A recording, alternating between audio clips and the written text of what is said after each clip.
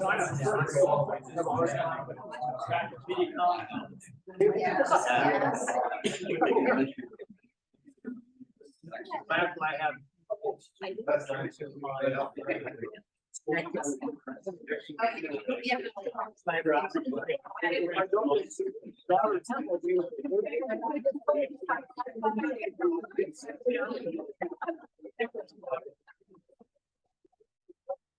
have. All right, I have 7 o'clock. I'd like to call it to order, regular scheduled council meeting Tuesday, October 18, 2022. If you would, please join me. Pledge of allegiance. I pledge allegiance to the flag of the United States of America and to the republic.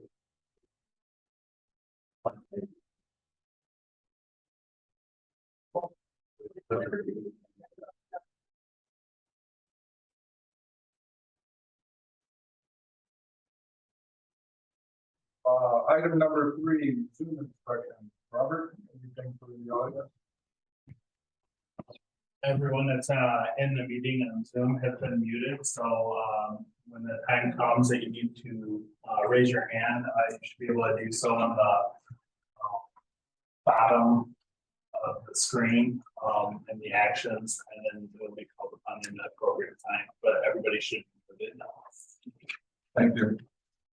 Item number 4, approval of monthly reports. You all received minutes from September 9, 2022. Are there any additions or corrections? If not, I'd entertain a motion to approve. Brent, motion to approve the September 9th minutes as presented. Molly, I'll second those. I have a motion and a second. All those in favor signify by saying aye. Aye. Please same sign. Motion carries. You also received the minutes from September 20th, 2022. Again, are there any additions or corrections? If not, I'd entertain a motion to approve. I do have, I made one correction, unless I'm wrong here. On page 2, where it's talking Chris Emmerich, I gave an estimate for equipment. I think we flipped 2 numbers around. The COPS gear got switched with the tri-state.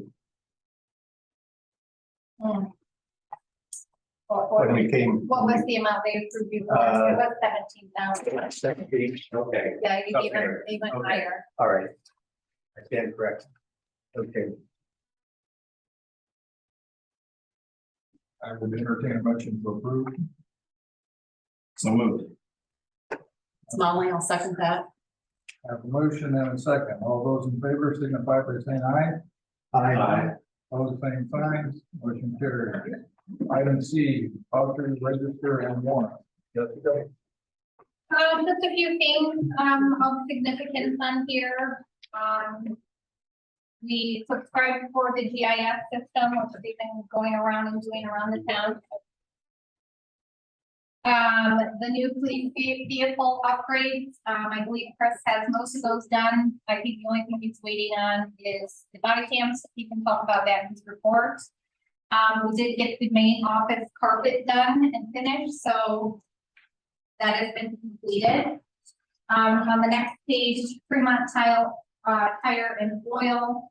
Guy had some repairs to the sewer work truck and the tires for what he calls Valley Sewer Sucker. And M&C trenching, this was for 430 Point Park. I believe this was moving the grinder to the lakeside, to the roadside. Correct me if I'm wrong, guy. Got a common addresses. That was, yes, it was installing a new grinder station.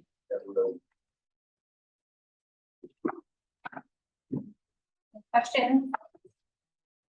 Any questions for Jessica? I have one question. One of the vouchers was for American Legal Publishing. Yeah. Does that mean that we codified our? No, that is in order to keep it on our website. We codified that? So Deb and I are going to here the next month.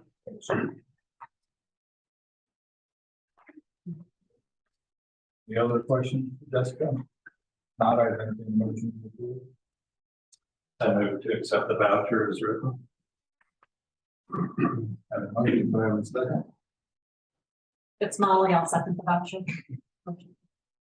Motion and a second. All those in favor signify by saying aye. All the same sign, motion carries. Down to item 5, monthly reports, financial report, Jessica. For the general checking account, we had a revenue month to date of $83,685.61.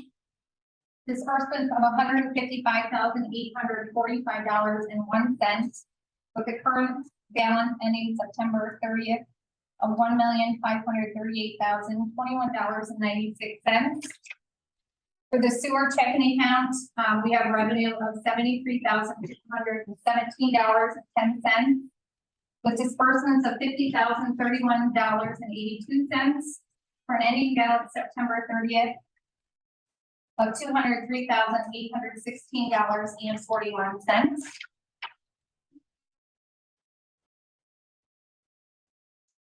And then, you can scroll to my metrics.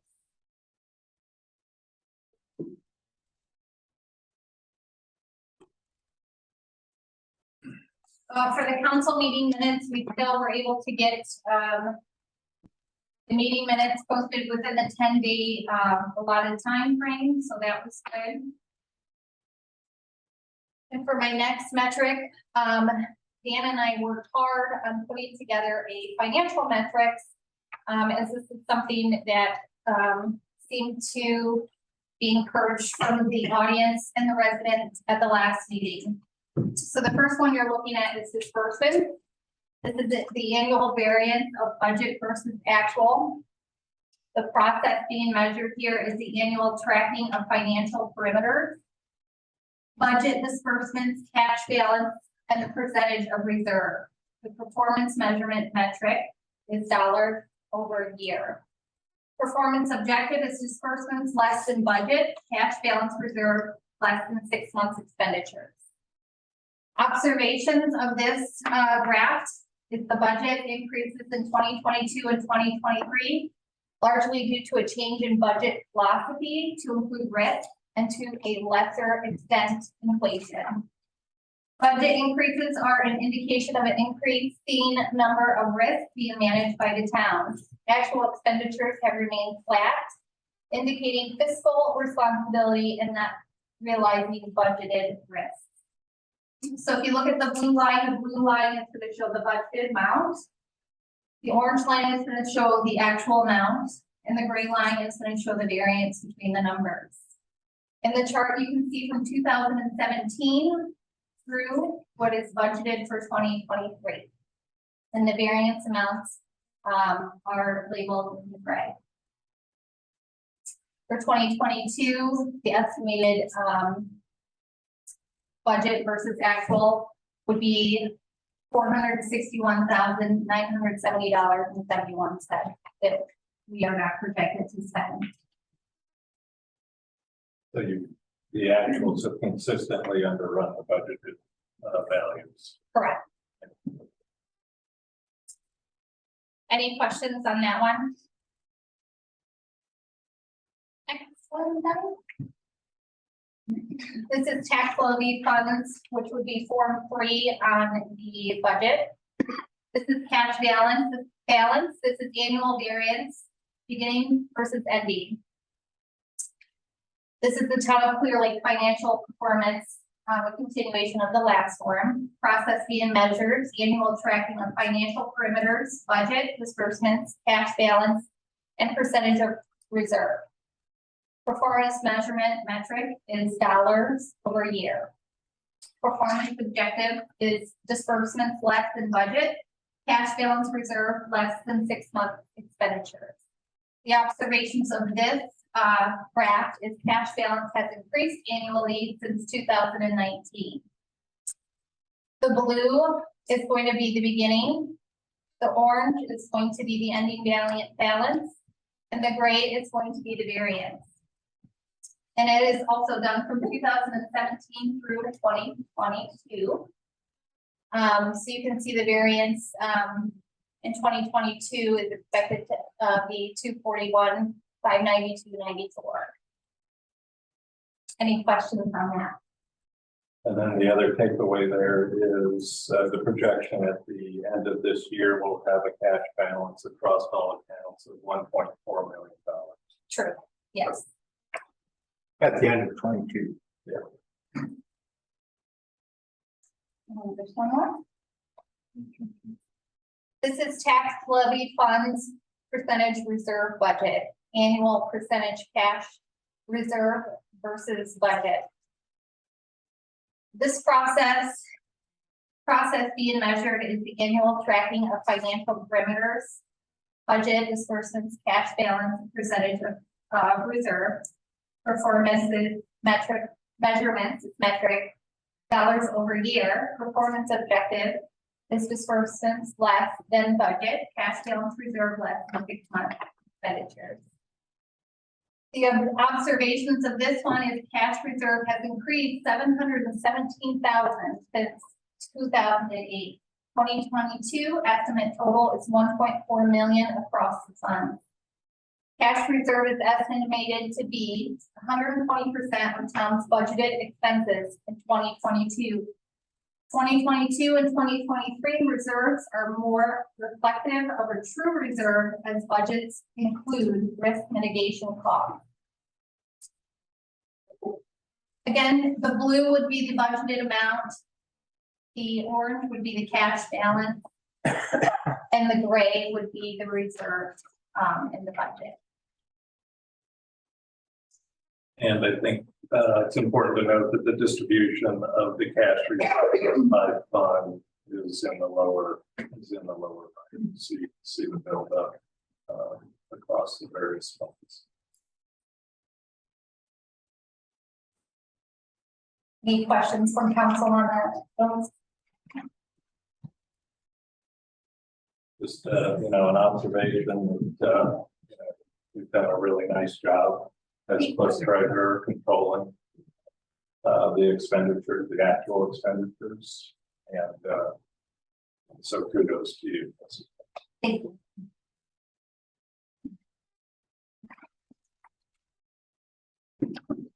Anything else? Thank you. Thank you. All right, item B, Marshall. Chris? Clearly, police department took 9 reports in the month of September. We conducted 1 VIN check, had 1 golf cart inspection, had 14 traffic votes, and 4 golf cart contacts. Spring County Sheriff's Office had no reports within the town limits and had 5 reports within the township of Clear Lake. We had a monthly hours worked of 204.5 hours, moved 1,067 miles on the vehicle, and had 8 hours on the boat patrol. Of those 9 reports we had 5 agency assists, 1 alarm, 1 theft, 1 welfare check, and 1 suspicious. And the sheriff's office for the township had 1 animal problem, 1 damage crash, or 1 property damage crash.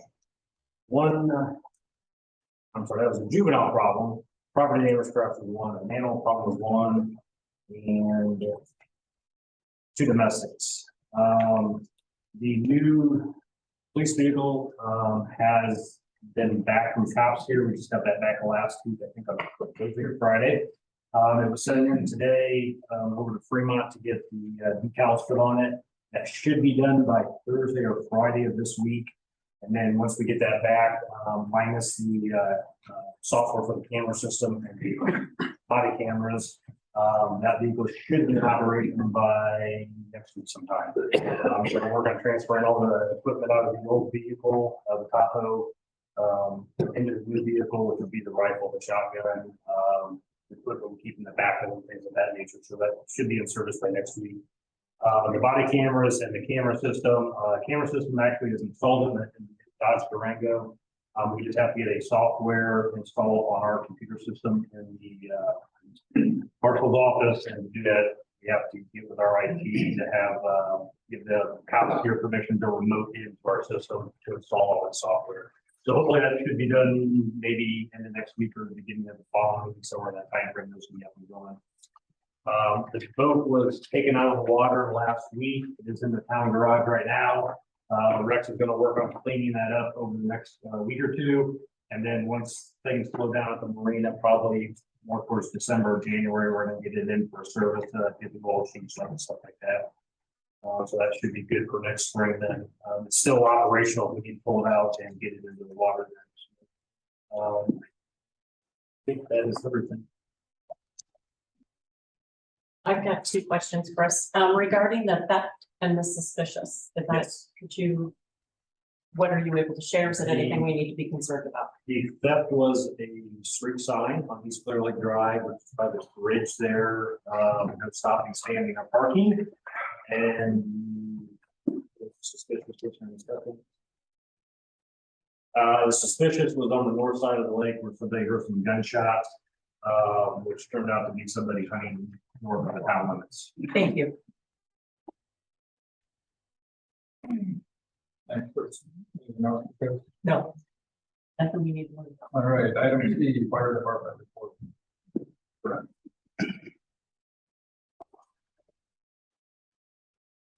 So for the month of September, we had a grand total of 10 within the town of Clear Lake. 5 of those were actually mutual aid. We had 2 medical assists, 2 alarm, and 1 natural gas leak. Areas of concern or interest, none currently. Topics, there was a spike in the mutual aids. Those mutual aids were done for Angola, Camden, Montgomery twice, and Orland. We had no activity within the fire department in the Clear Lake Township area. So the grand total was 10 for the month.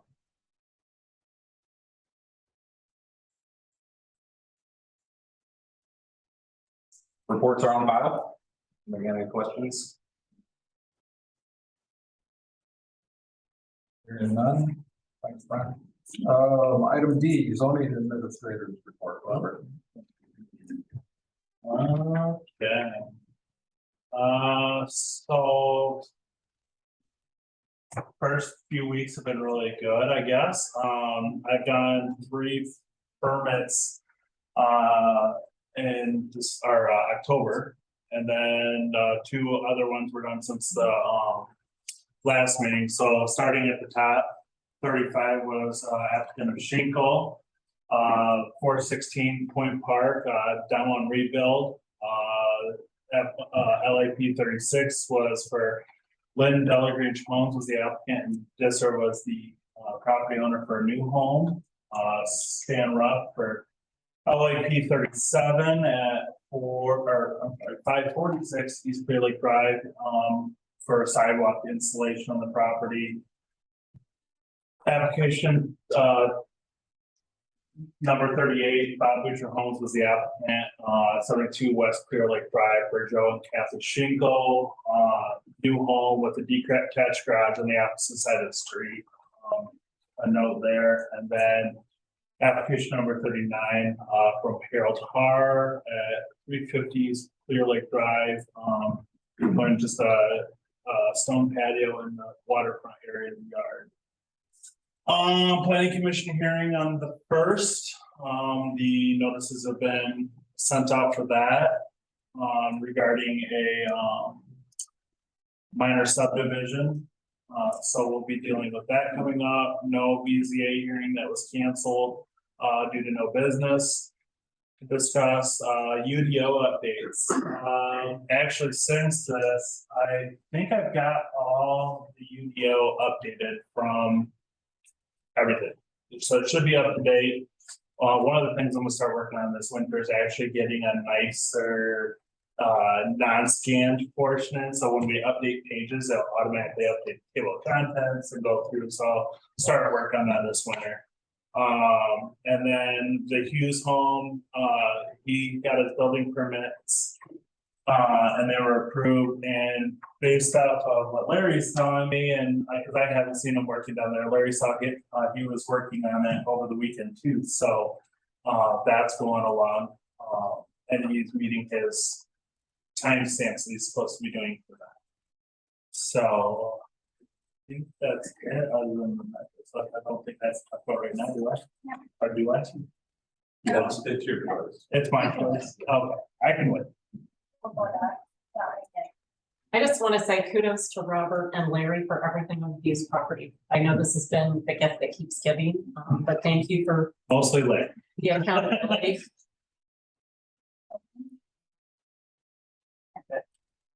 Anything else for Rob? All right, thank you, Robert. Item E, superintendent's report, Guy. I worked a total of 176 hours this last month. Denver worked 160. I issued one road cut permit, one demo permit, and 2 letters of non-objection. In the sewer department, we had 28 locates, 4 alarm calls. We replaced 2 grinders. We didn't repair any. We set up 3. I have 9 set up and ready to go, and I still have 7 boxed.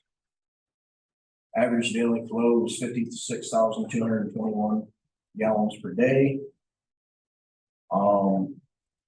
I'm going to need to order some more control panels for the E1 boxes. I just put the last 2 in the truck Friday. I got a quote on those today. For 10 of them, it would be $2,508.70 plus freight. How much did you pay? $2,508.70 plus freight. Because they have gone to not even quoting us freight now. It's just whatever it is when it gets here. It is more dependent. Yeah. Indianapolis. I had, And what's the delivery schedule on those guys? he said he had I think he said he had 100 in stock when I talked to him. So we should get them within a week or so.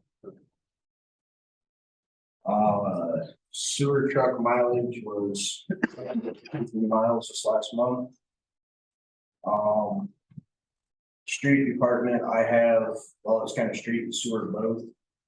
The furnace that was used and put into where we parked the trucks and the police vehicle and the boat, the heat exchanger cracked in it late in the heating season last year. We just shut it down and left the doors open to kind of get heat from the sewer side of the building over there.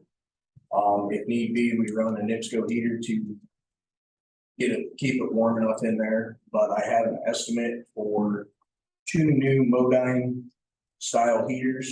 And this includes the heaters and the installation. The original quote was $6,064, but that was expired the 4th on 10/4. So I figured it should go over 6,300. But that would take care of our heating issue that we are having out there. With that, Hang on, let me just take care of a little business. Since you provided us essentially 2 quotes in a request. So let me just make a motion to approve not to exceed $2,800 for the purchase of quantity 10 grinders panel control boards.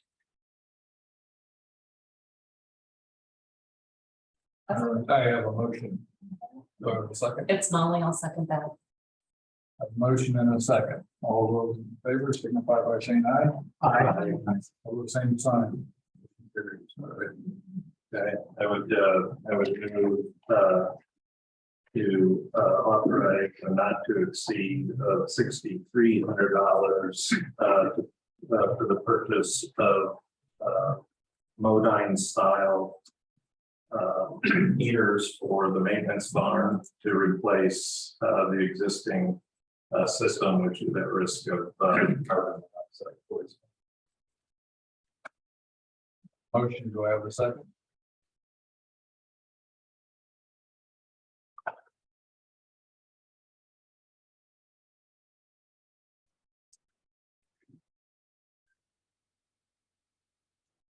I'll second. Further discussion? I would just ask that in the future, Guy, if you can let us know in your monthly report, and I know I wasn't here last year, just ahead of time, and We you, had it in there earlier on last year. Yeah. so if you could just, yeah, like in advance, that would be helpful. Okay. Thank you. I have a motion and a second. Jessica, roll call vote? Aaron, Yes. Dan, Yes.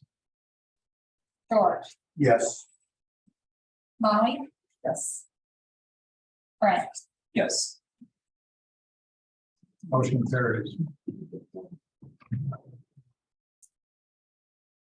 Okay, back to you.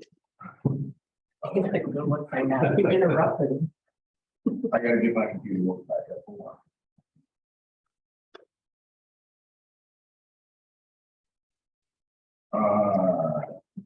And I also have received estimates for the repairing the parking lot.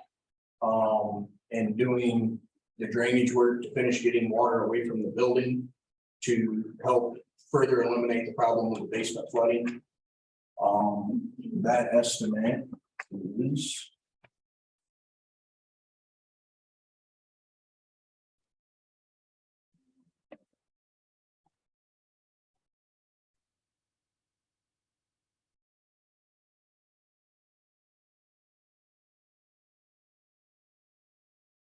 But I have one estimate that is $37,627.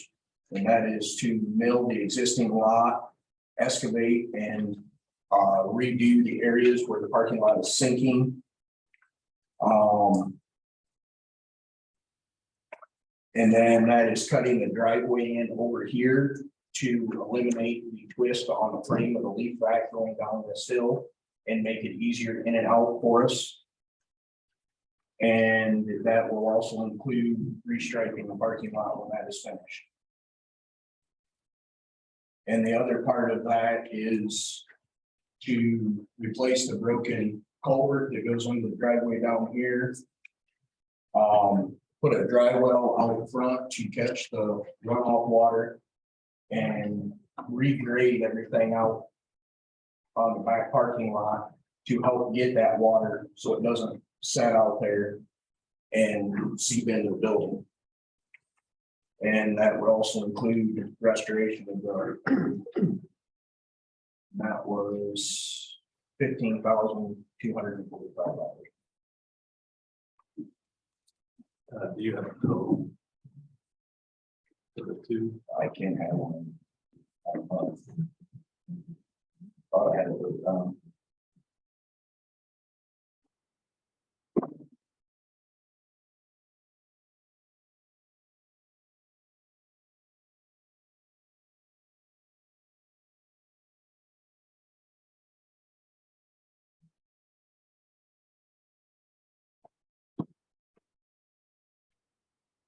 Roughly $52,872.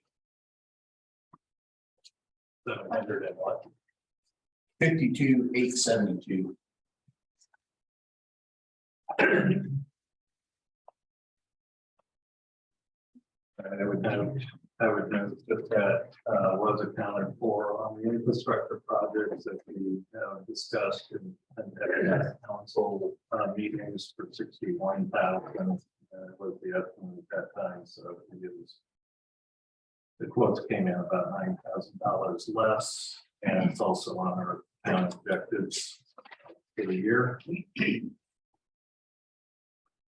Have we received other quotes other than API?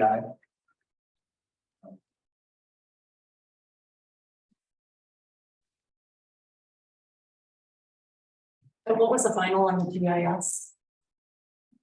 We approved 36,000.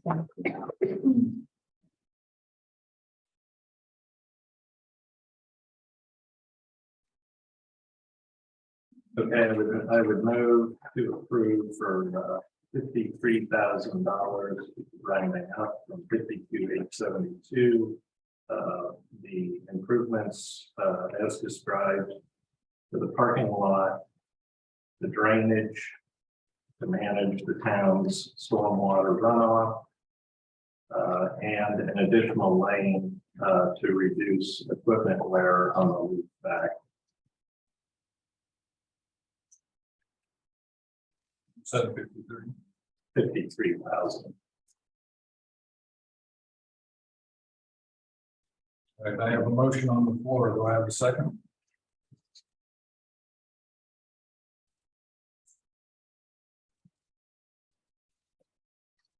I'll second that.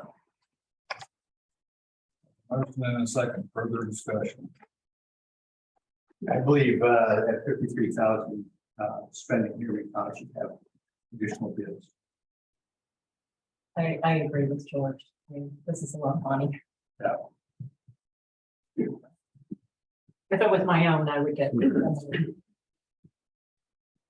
Did you send it out to other places or? Did you I not get an idea? just didn't get, real, nobody really showed up. Eight guy was the only one that come out. So I'll reach out again. And this started back in the spring. I understand that, but like I said, if it was my own money, I would get another quote. So that's my own opinion. Not $5,000. Over $53,000. Second. You have a motion and a second, so any further discussion or vote? Let's have a roll call vote. George, No, Dan, Yes. Aaron, Yes. Brett, Yes. Molly, No, And that motion carries. What else do we have, guys?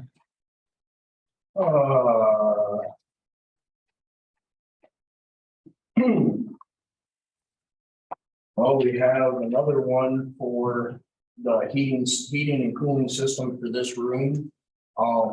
There is no furnace that specifically services this room.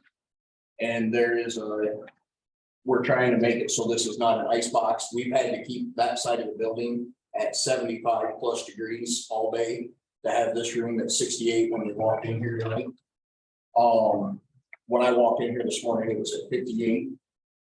So we were looking into putting a new furnace in down here. Sycamore recommended that with us putting a new furnace in to replace the AC system at the same time, it's of age. The quote I received on that was $7,760. And that would be, removing the old heat pump and air handler and installing a 95% efficient York furnace, 60,000 BTU, and a 20-ton or 2-ton indoor coil and a 13, whatever that is, AC unit outside. And that was doing all the piping, getting gas from that end of the building to this end and vetting everything on site. So you're doing away with the old furnace and putting the. No, there is no furnace for that. This room has no heat. So.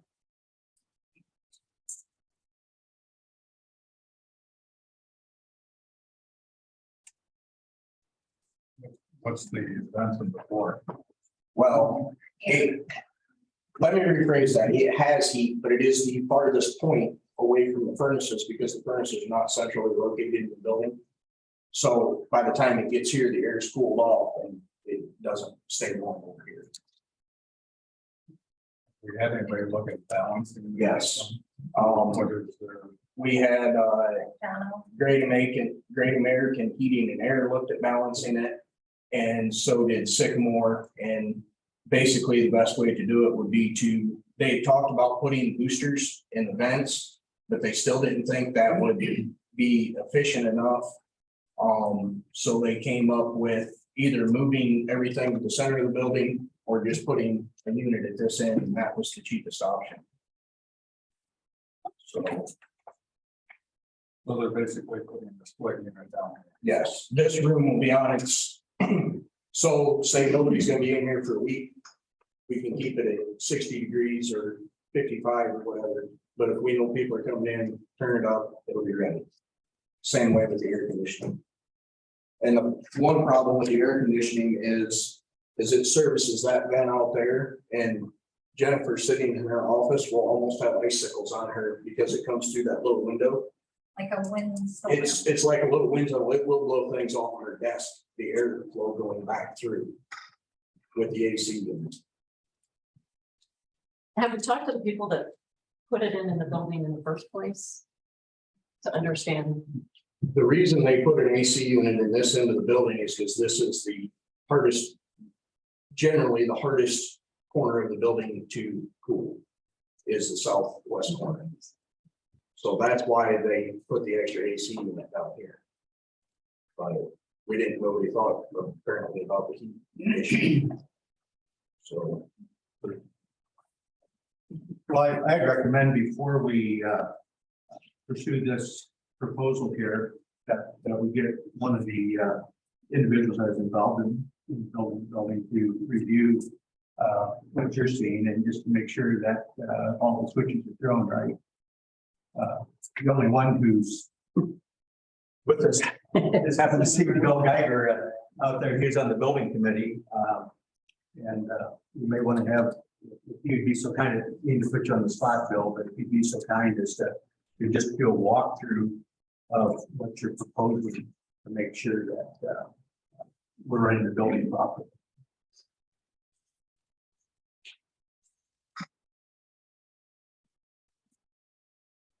You don't like motion to open it up to public.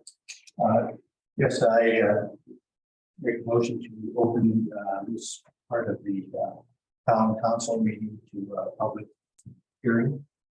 Second that. I have a motion and a second. All those in favor, say aye. Aye. All the same sign. Bill? you're on the spot now. Okay, I'm Bill Geiger, 908 South Fairley Drive. Yeah, back in the day when we did the heating and cooling here, the main unit for the whole town hall is at the north end of the building. This is only an AC unit. There's two sets of ductwork in here, one for AC, one for heating. The reason that was done that way back in the day, number one, we had a budget. And it was discussed and engineered that this would work. Obviously, it's over the years it has not. I'm not in disagreement with what I'm hearing. Replacing the unit downstairs with the split system would be the right thing to do. In my opinion, it's 15 years old and it's time to change it and upgrade it anyhow. Most equipment is only good for 20 years. So with that said, I would not object to moving forward and putting a split system at this end of the building and isolate it. The ductwork that's running down here currently, since 4 registers in here, that will have to be blocked off just so it's not trying to work at this end. Right, this unit, which the HVAC people would know. So that would be my opinion on that situation. Thank you. Thank you, Bill. Thanks. Anybody else? Do have a couple chats. I don't know if you want to address them through chats or not. I'll put it Zoom. First one was metrics analysis are very helpful, which thank you for providing. The second one was thank you for the budget. Is all the cash balance available and allocated to the budget items? Or sorry, I didn't read that right. Is all the cash balance available or allocated to the items? Last one was Maybe you want to address them. Go ahead and let's talk to that. Before we move on. Do we want to finish this conversation about? Yeah, and hope we still want to. I think there's one that's really, it says multiple. Yeah, so best practices to seek 3 quotes for major capital improvements, or 3 quotes, or were multiple quotes. I had 2 people that responded, one of them showed up to make the quote. Have you noticed that's been a trend for over the last 18 to 24 months? Everything. That when you reach out and we reach out to multiple sources, there are very limited responses that you get. Based on what Bill gave us information on, are we going to basically cut off the trunk line that we consider? Yeah, as part of that's that quote? all kind of in his scope of work. What he was gonna do. Well, is there any other public comment? Motion to close public comment. I'll second that. No motion and a second. All those in favor signify by saying aye. Aye. Opposed, same sign. So anyways, that was in the quote to dismantle and cap off, and now will they rebalance the system then? The newly revised. And again, that may change a little bit because the end date of that quote was 10/4. It might go up a little, might go down a little, I don't know. That's the 77.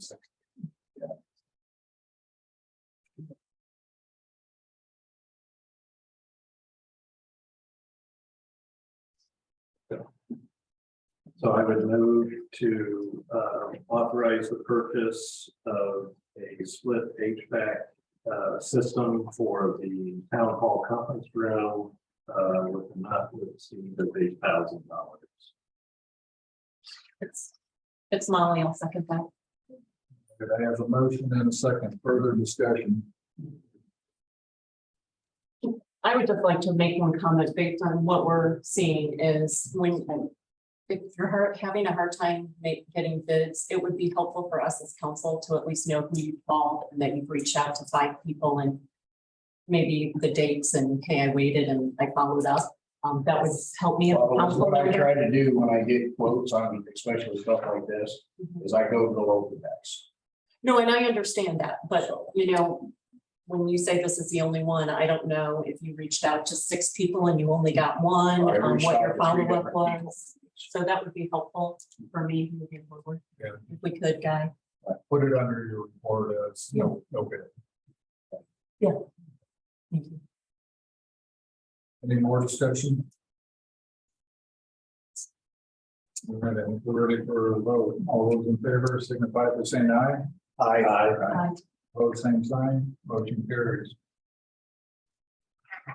What else do you have, Guy? Well, we have a well that is been in the wrong place for many years. And it is actually just about directly in front of the garage door. We have to pull the leak back in and out of. So I went ahead and got an estimate to have the well moved. The estimate that I received was, well, I actually received 3. The lowest estimate I got was from Watson's Well Drilling out of Bryan, Ohio. Their quote was $8,632.14, which they quoted a complete new well, all with pressure tank and everything, which we don't really need that. We don't need the pump because it's all in the old well. So we can pull the pump, put it in the other well. We can still use the same pressure tank and everything that we have in the building or in the basement now. So that will not need to be in there, but they just quoted everything as a safety measure for their quote. So Guy, which items on here would be removed off of this 8,600 based on what you just shared? The Myers pump at $669.93. The flex tank, the tank assembly, and the pitless adapter at $299.12. And there's the piping and stuff like that will be less because we're just gonna tie in from the old well to the new, where the new well is gonna be. So you're looking at a minimum of $1,500 less. Probably.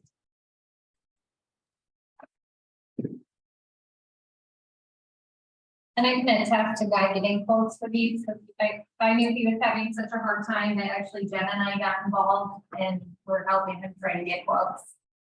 It finally got to the point where 3 different people were calling from the same place saying, we need a quote. And we finally got quotes. Now,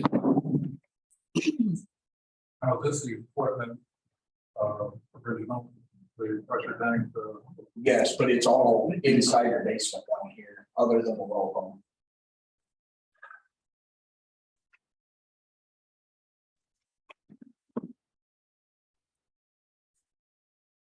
Is it also true, Guy, that the reason that you leave the leak back out once you start collecting leaves is because you can't? It's so hard to get it in. It takes way too long to back it in out every day. And so is it reasonable to expect that it'll go undercover more? Yeah, if we're gonna get weather, I will back it up inside more often. Okay.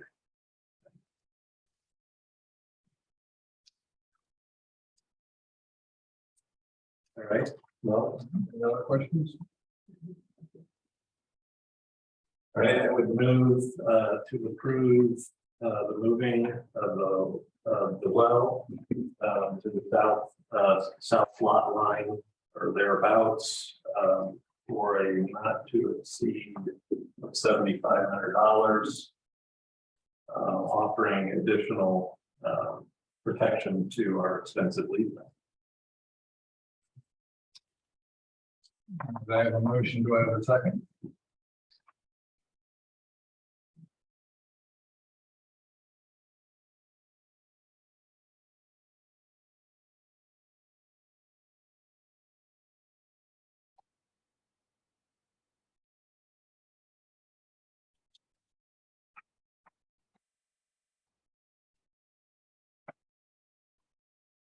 Hearing none, the motion died.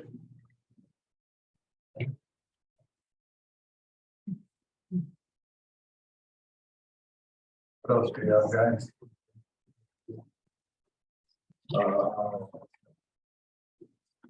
I have a quote from GME Testing, which would be come out and do pavement core sampling around in 12 different spots around the lake. To determine what the subsurface is of the road, basically the base material, the thickness of the asphalt.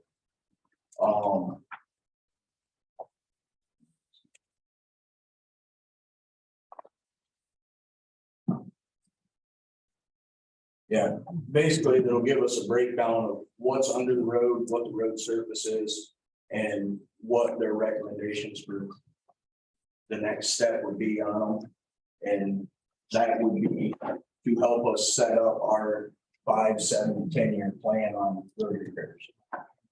The quote I received was for $4,700.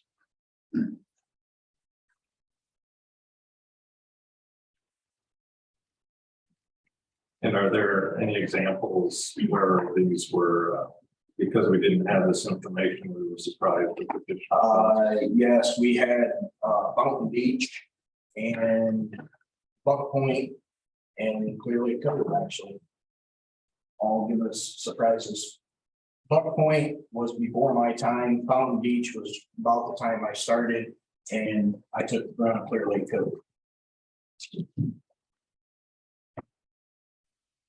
So this would help prevent, lessen the possibility of finding surprises once we know the roads. The core that they take goes greater than just the surface and immediate subsurface. It would be, I want to say it was 15 inches, I think is what it went down.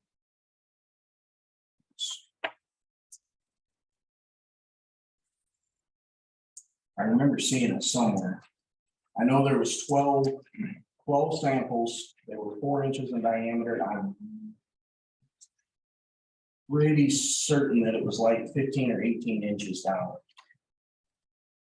As you know, some of the areas that are paved or over swamp areas, I'm just curious if that would come into play as we develop a road plan as to what the deeper underground material is.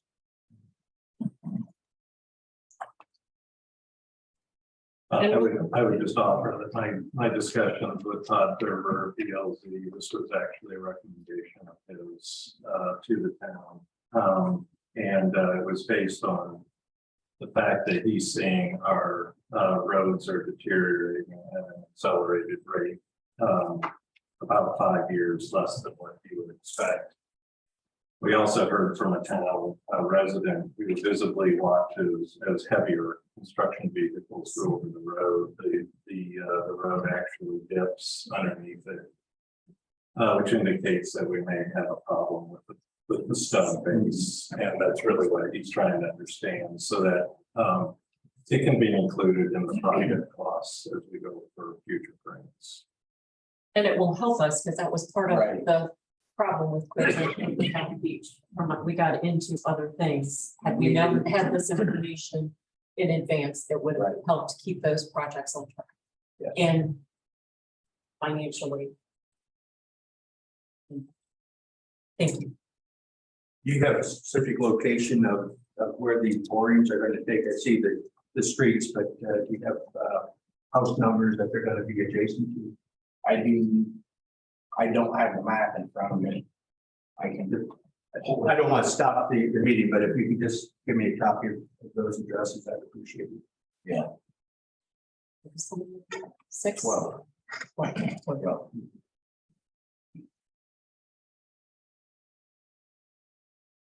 Any other questions for Guy? Okay, I would move to approve the DME testing quote for boring at 12 locations around our roads at the price of $4,700.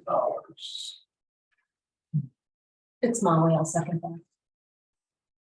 All right, I have a motion and a second. Any further discussion? All those in favor, signify by saying aye. Aye. Opposed, same sign. Motion carried. What else do you have, Guy? I have one more thing that pertains to the building. It's would be more of the drainage stuff, which would be the addition of a sump pump and another sump pump and pit in the basement. Just to continue with trying to take every precaution that our basement doesn't flood again like it has in the past.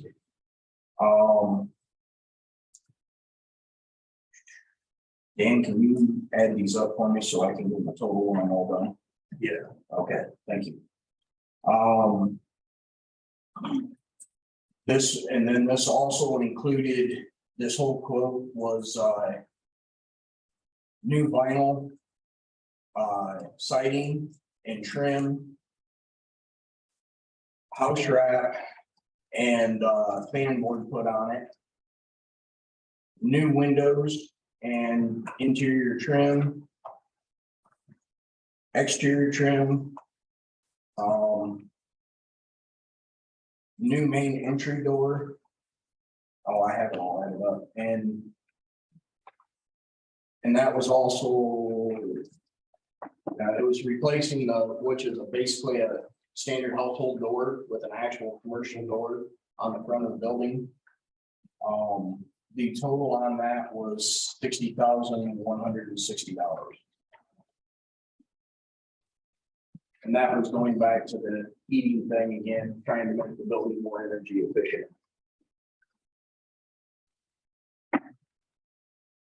How old's the building? Oh, 2012, Bill? 2006. 2006. So. 15 years old.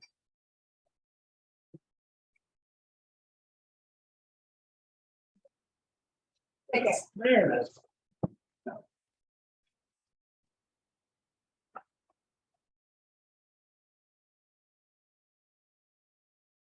And by the looks of this bid, it appears, it's not a total bid. I see it to be determined under the excavation of the grant. It's gonna be 60,000 plus something.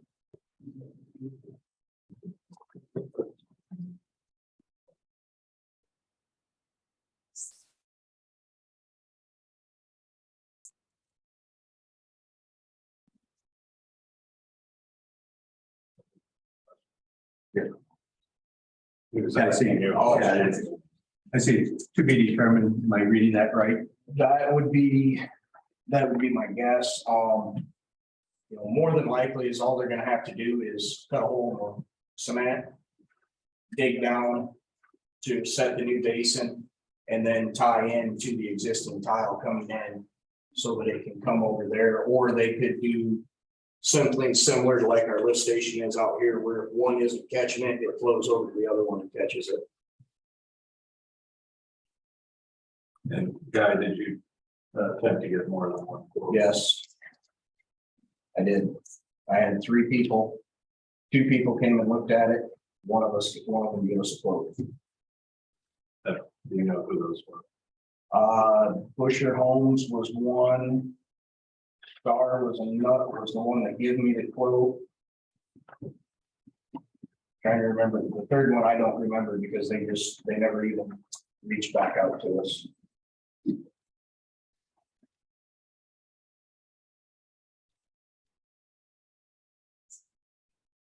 And this is to help the flooding in the basement. Part of it is, it's just a whole package between the flooding, the basement flooding, the heating and cooling of the building. The front door, we just kind of did it all as one package, but they have it broke down into sections. So. Just let me take a moment and just remind council that we talked about 2 ARP projects in the past. One was the GIS system, which we approved last month, and then this was the second ARP project. We have to select an ARP project and expend the funds through by next year. And so the reason that this one was discussed in the past was it provided some protection with the additional mitigation of the second backup pump, as well as taking advantage of the existing lift station generator to provide emergency power to the building in times of outages. Okay, if you could just help, and I must be missing something, because for ARP, we have $77,959.74. And 36,000 is going to GIS. I mean, it could be less. And we just approved $53,000 for the heating. 53. That was. Or the well, no, what Parking. parking, so that's a total of $89,000, if my math is correct-ish, I'm not going down to the penny. So if that's at 89 and we're getting 78, just round up. Yeah.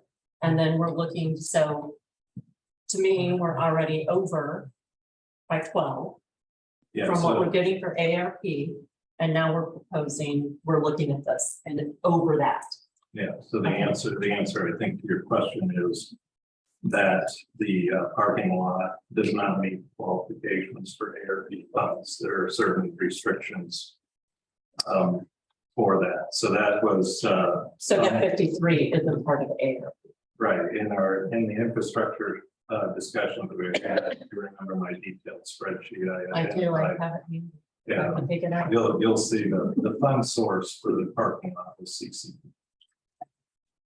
The only ones that that list that really qualifies for ARP was the GIS. And this set of activities. Well, my own opinion, looking at some of this, and I'm not a contractor. I still think we should have more bids. I know on my personal stuff, I can get contractors to give me a bid. There's other local contractors that maybe we should reach out to. You know, just because it's not the big contractor that works, there are local contractors that I think we should potentially reach out to or could. I also think a $14,000 door is, I'm appalled. And when I did my research, siding typically lasts 20 to 40 years. And we're at a 15 years old building, I think somebody said. And windows generally 15 to 30, so we're on the low end. So I don't know if that needs to be done this year, I don't know. So as I do some of the research, I see this 60 and I think that's extremely high without other bids. And I will help you go get bids. On Molly's point, as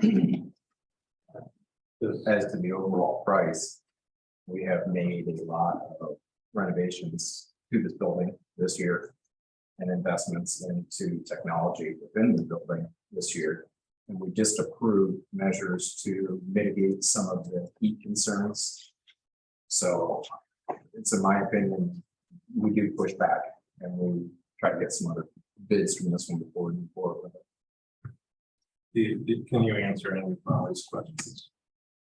No, The siding, the windows, the doors, things that I think, I mean, you know, just, so for example, the siding. When I did my research, when I saw this, what I found is siding typically lasts 20 to 40 years. This building we established earlier tonight is a 15-year-old building.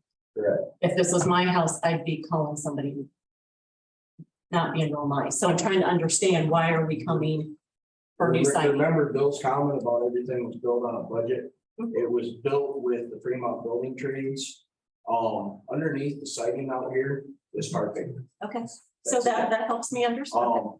The siding, I don't know what grade it was. I don't know if Bill would remember. But it just, you wipe your hand. I mean, we washed it last year trying to revise it or revive it. And you just, every time you touch it, it turns your hands completely chalk white. So the windows, you can, like if you were standing 15 feet outside my office, carrying on a conversation with Brent, I can hear every word you say. So that tells me that there's something that could be done to, you know, help keep the building more efficiently and. And you have to keep in mind the time crunch. To commit that money towards something, because I would hate to have the town have to give it back. I understand that, but we've known we were getting this ARP money for a long time and we procrastinated. And I know we were waiting for bids. We were having a discussion about what to do with it. To me, that doesn't mean we rush and we give a contractor and sign a bid for this amount of money without other bids and really evaluating what on this list we need. I mean, a $14,000 door? We don't have gold in here. I mean, I am sorry, I'm back. This is bothering me. When's the last? December 31st. But all it has to do is be basically approved. Committed. Yeah, so what I think I'm hearing, Guy, is that we pretty much unanimously want to see some additional quotes. A couple of the line items are a little exorbitant. Is there any other direction the council wants to provide Guy with regards to getting quotes? And I think if we all, and residents too, if you have contractors that you think would be interested and willing to bid on this project, reach out to Guy or Jessica or Jennifer. or any one of us. Make it down. But thank you for your work on this. I hear some rumbling from the folks here, and I'd like to make a motion to open it to the public to see if there's any input that we could get from the folks that are assembled. A motion and a second. All those in favor, signify by saying aye. Aye. Opposed, same sign. So for public comment. Jack Burrell, 800 South Clear Lake Drive. I just would throw out Muslim Builders from Fremont seem to have become quite active in the last year to 2 years. I know people in the lake that have used Muslim Builders. They're quite complimentary of the quality of the work that they got. I have no idea how they are from a price competitiveness standpoint, but they are certainly local. It would be a good company to reach out to at some point. I'm not used to myself. It's no personal value for me, but it looks like you're busy and the Reggiano's is open. If they would all buy a pizza from them. That'd be worse stuff. Any other comments? I'll make one comment. I'll just make a comment on this. Oh, Jim Bushy, 74 West Clear Lake Drive. And I would agree with you, that's outrageous on the front entry door. And I know a company that could do a much better job in that. And the 11 windows, that price is not competitive. And if you broke those out of the bid, and somebody did a siding, took separate bids, you could save money on both of those projects. Thank you. I think Bill, Bill Geiger, 908 South Clear Lake Drive. Back in the day, when we built this building, yes, building trades did do this building. But as far as the mechanical was done by industrial contracting and engineering. All the concrete work was done by King Concrete, who is still a very reputable contractor. Earthwork was done by can't think of who it was at the moment, but oh well. Cannon Brothers did all the drywall and finishing and painting. So just back in the day, so everybody knows that building trades framed the building back in the day. thank you for that clarification, that insights. I was always told that building trades did the whole thing.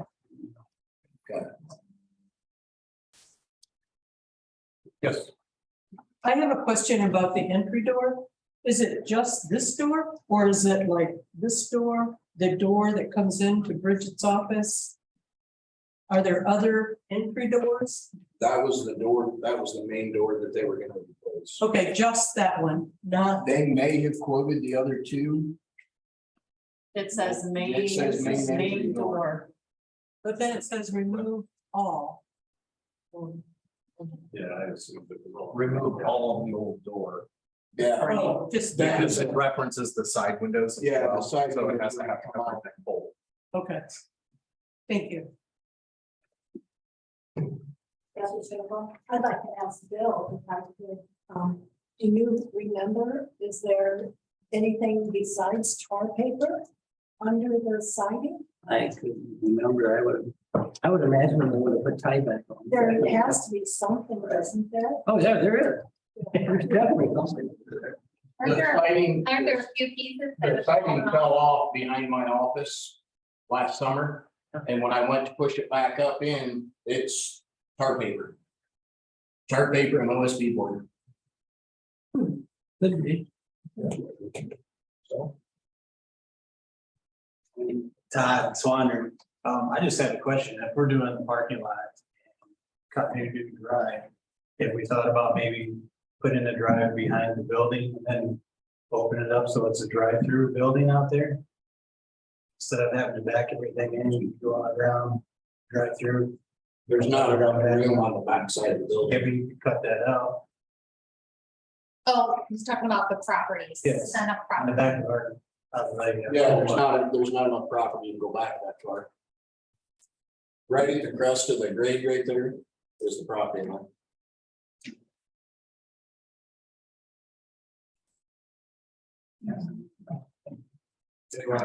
There's one comment on Zoom. It's from Chris. I can't read the last name. Town hall was built in 2006. The memo looks like items, So now, sorry. Sound like read a little closer. that guy is describing 60,000 seem excessive, given the building age. Should we go back to the general contractor for remediation? Which I think you both answered that question. Hey folks, Chris Schweiker here, Hazenhurst Condos, number 16. That's my comment. Yeah, you know, the comment, I was really just echoing my comments are very much in keeping with other comments that have already been made around the size of the estimates, but also, you know, given the age of the building, I just wonder if there isn't some recourse back to the builder. I know it's been 16 years, but you know, maybe there's something there. If the siding, for instance, is faulty, or if the windows have failed, you know, if it's not the contractor, then maybe the manufacturer. Thank you.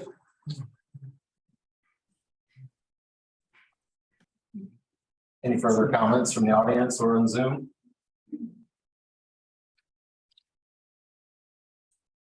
Hearing no comments, Mr. President, I make a motion to close.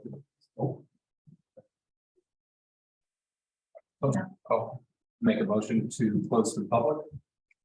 Molly, I'll second that. Motion and a second. All those in favor, signify by saying aye. Aye. Opposed, same sign. Motion carried.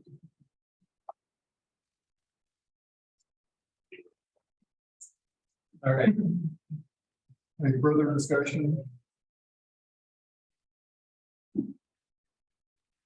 I got an idea what you need to do. Yeah, I've been writing notes.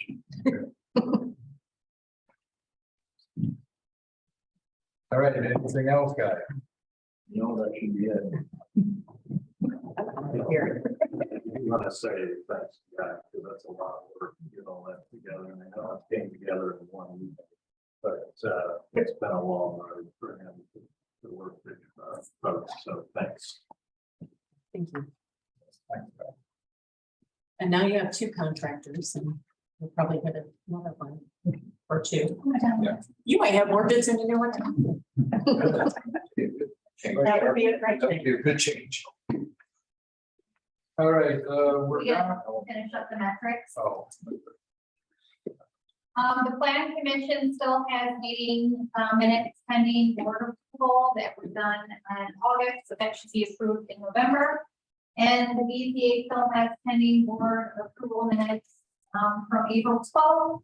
And they would have been approved at this last meeting, but it was canceled due to no business. Robert. Hey. Bear with me, this is the first time here. So. Can't remind me. The top graph is the total ILPs for the month. We had 5, and then oops. Okay, and then the bottom one shows for garages and homes, which we've had 3. On this slide, we have the average day to approve ILPs, which it sits at 1 for the month of September. And something included this month was ILPs received in completeness. So one of the things, you know, when I was hired, and one of the objectives that we want to be trying to get people and applicants that are bringing in ILPs to meet that 90% threshold completeness in the ILPs, making sure all the information that is needed for the town to approve that ILP and move it forward in the process where it's done. So as you can tell, we're under that threshold. So over the coming months, we're going to try to increase that and see if we can get a little bit more I don't know how to say it, more people that commit to it, make sure that they're bringing smart complete packages. So, and that's new this month.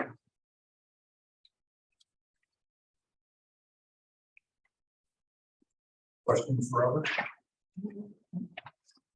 Good to have you on board. Guy, if you're ready. You're up. Again, Poor guy. He's like, Yeah, and I can't get that to come up on my computer. Yeah, I spoke to the first one, it was the gallons this month, so we can go by that, and then the second chart is just tracking the peak months of June, July, and August, as it's compared to years past. I don't think there's anything really to note there at the moment. The thing that we look at is really comparing it back to the COVID-19 months in 2020. Because that was the most stressing point of the system in time so far. So as you can see, we were near that this year in the peak season, in the peak months. Anything else you want to share, Guy? I don't think so.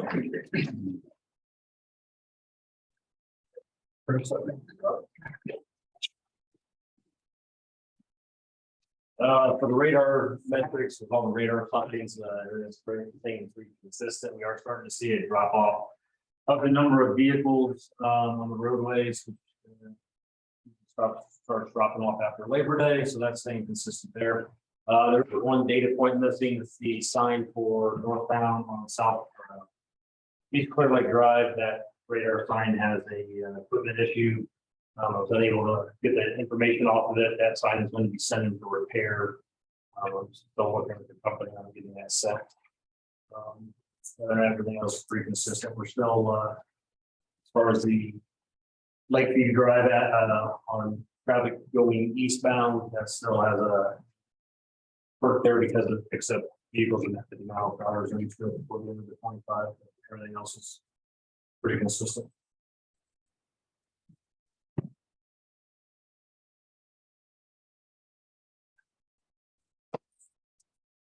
Any questions?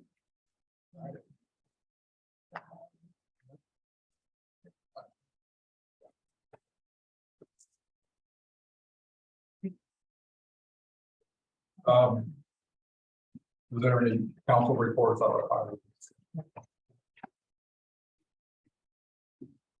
the open up for public, anything from the public? Yes.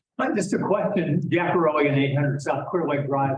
How is it that our money is money, for example, from ARP or whatever that entity was, usable for things like these speed signs?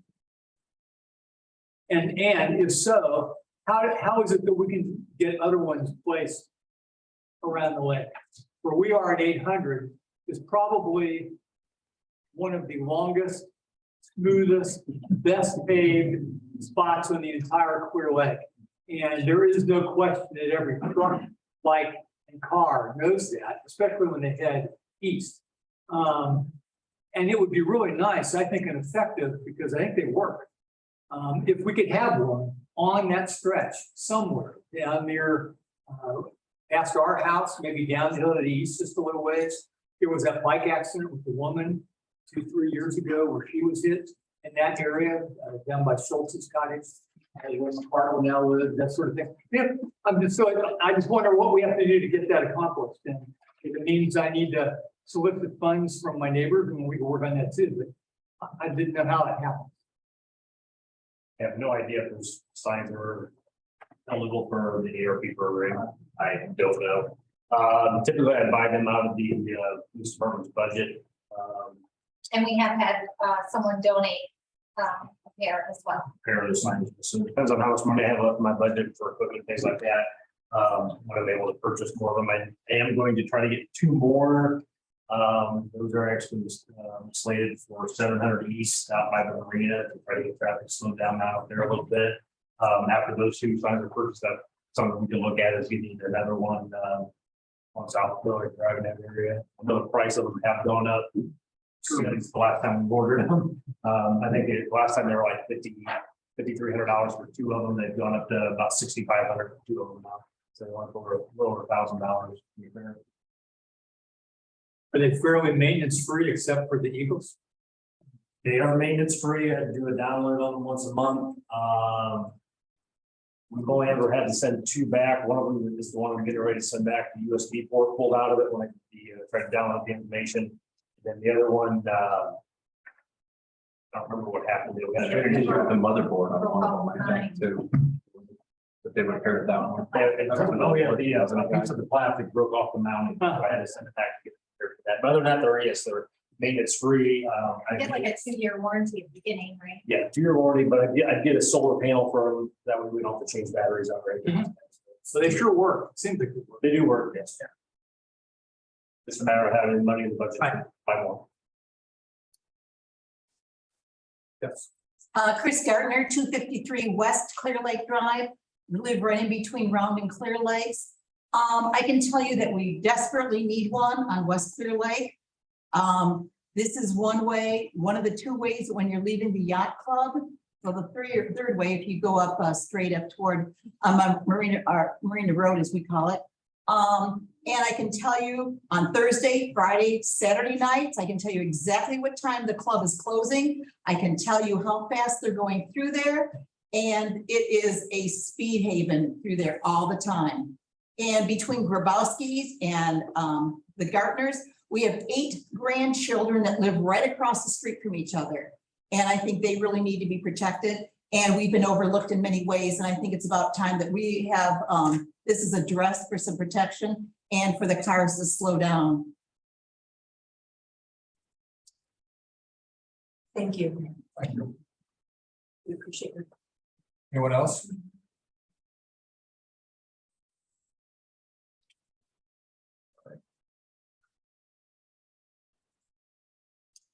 I got a comment. Because, you know, in a situation like that, we also need to realize that our police department is not a full-time police department. You know, these guys do this for their second job and they have a full-time job on top of that. I mean, I think if you need to look at, if you want 24-hour coverage, you're gonna have to have a full-time police department. If you're referring to my comments, I'm just saying in general. oh, I'm just referring to, if the signs work, which we believe they work, then, you know, maybe they could be moved around on a rotational basis. I've seen some, it seems like some of them are up and then they're not, and then they've been, posted in other places. That's all I'm asking is just that our road gets addressed. We are right in the main road from the yacht club. And we get a lot of traffic. You have 2 signs that can be moved. One's on South Drive, the other's on Enter Drive. The other ones are permanently mounted because they have solar panels that keep the batteries up and charged. So those are permanently mounted onto those street signs. The other 2 could potentially be moved if we put a post in the ground and we're able to move them. So there's a little bit of caution we have to use with moving those because that is how the one sign broke, is we were actually moving it. That's how the mounting bracket got broke on it. So I think if we're gonna get more signs, it's for the maintenance reasons, and the chance of them breaking are less if we keep them permanently mounted instead of moving them. So I mean, that's something, if we have money in the police budget for the equipment, that's something we can look at as adding more signs throughout town. Obviously, there's just a cost incurred with buying those signs. And you know, I meant no disrespect. I just wanted us to be considerate. No, okay, so with 8 grandchildren, you know, right across the street from each other. And, you know, we're a growing community. I mean, No, and that's why we like you to show up, is we want to hear it from you. So that's fabulous. We appreciate your feedback.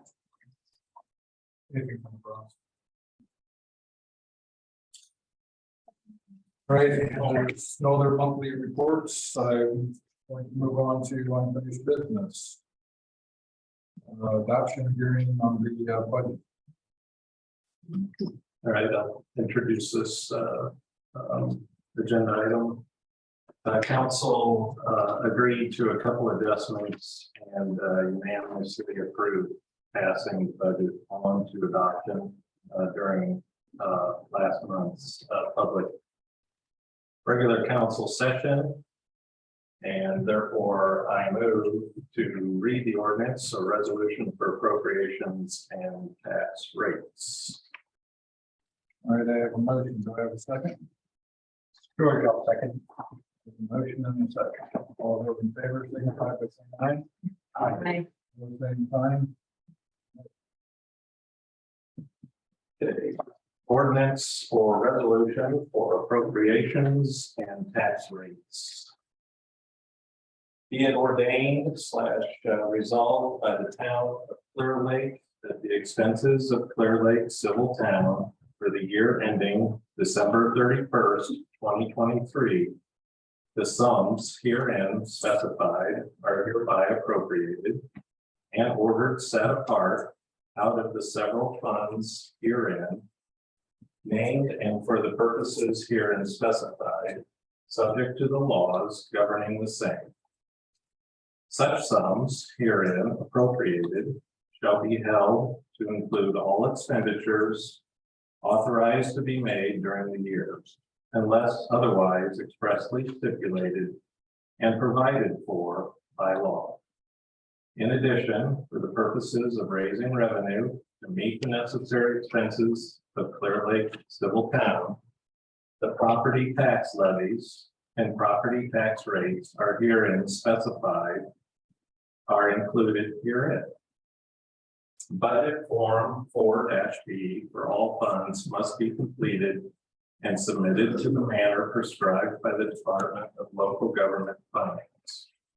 The ordinance / resolution shall be in full force and effect from and after its passage and approval by the town of Clear Lake. Name of adopting entity / fiscal body, town of Clear Lake. Type of adopting entity / fiscal body, town council. Date of adoption, 10/18/2022. Funds. Fund code 0061. Fund name, Rainy Day. Adopted budget, $0. Adopted tax levy, $0. Adopted tax rate, 0.0000. Fund code 0101. Fund name, general. Adopted budget, $468,320. Adopted tax levy, $176,741. Adopted tax rate, 0.0620. Fund code 0254. Local income tax. Adopted budget, $66,000. Adopted tax levy, $0. Adopted tax rate, 0.000. Fund code 0706. Fund name, local road and street. Adopted budget, $20,000. Adopted tax levy, 0. Adopted tax rate, 0.0000. Fund code 0708. Motor vehicle highway fund name. Adopted budget, $216,700. Adopted tax levy, $100,353. Adopted tax rate, 0.0352. Fund code 0720. Fund name, Major Moves Toll Road Counties.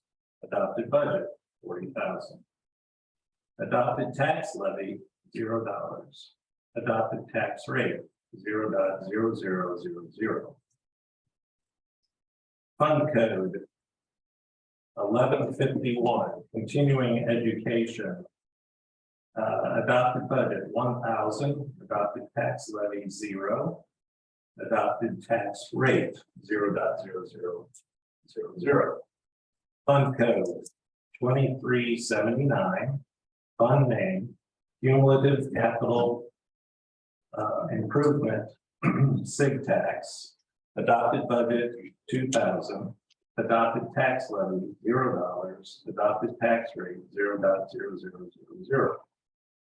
Fund code 2391, fund name, cumulative capital development. Adopted budget 344,000. Adopted tax levy 150,237. Adopted tax rate 0.0448.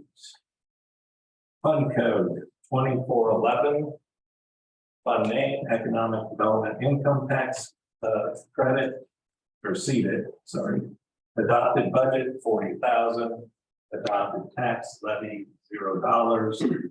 Adopted tax rate 0.0000. Adopted budget total $1,198,020. Adopted tax levy $427,331. Adopted tax rate 0.1420. And the second page is the signature page. Thanks.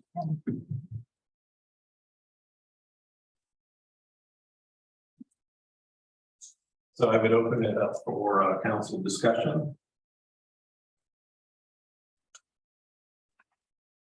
It's Molly, and I just want to reiterate the fact, I know there's been a lot of discussion, and for everybody's information, I might not have been here last month, but I did listen to the entire recording. And I just want to remind everybody that we do have in place spending authorities for every employee. So no employee can spend anything outside their spending authority with it not coming to council first. And again, kind of piggybacking off of what Molly said, we used some different terms last month.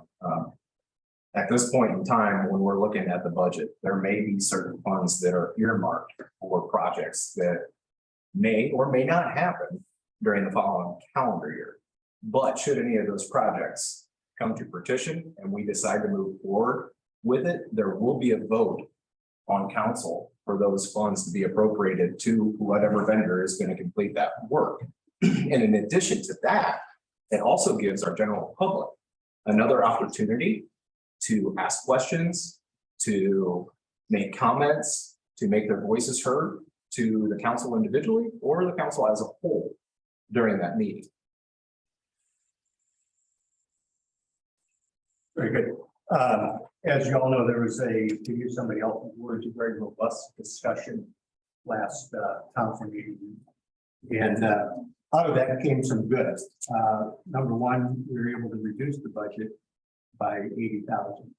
But more importantly, going forward, and that's what we need to look at is what are we going to do next year? What are we going to do the remainder of this year and going forward?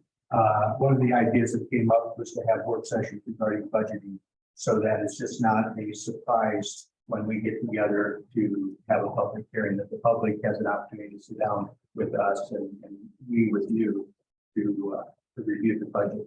Second of all, I think we saw a taste of it tonight, and that's the budget matrix. That is very helpful. It's very interesting to see pictures worth 1,000 words in that straight. And lastly, I can only speak for myself, but I think we owe the community, our taxpayers, a big apology for the meeting last month. We were 3 hours and about 4 minutes into a town council meeting before we gave the community a chance to speak. And I think we had that completely backwards. If we're going to have a public hearing, we need to have that first and meet our taxpayers' needs and then get into the minutia of the town business. But let's take care of these folks that are giving up their precious time. And for 3 hours, folks sat there and I saw it at 10 o'clock, people were having to leave. and we didn't even get to public hearing. And that's what everybody was here for. So I think next time we have a public hearing, we need to look at the agenda, make sure we don't schedule outside speakers and get the public in there first. So again, to the public, I'm sorry for the time that you spent prior to the public hearing. But the good that came out of it was work sessions and matrices. So that is thank you. George, I thought that the comment about the workshop was valid. I think continuous improvement is good for individuals, good for the town, good for business. Yeah. So because of that, I reached out and asked our legal counsel if a workshop was something that was permissible for the council and Jessica to attend in a closed session. And we were advised that that is not a legal avenue that we can take. So we should look into other options. Again, the continuous improvement is huge and communication is huge. Information is huge. So again, I found that a valid way to improve things and wanted to explore it further. Okay. So I did reach out for that. And like I said, we were advised that that is not legal for.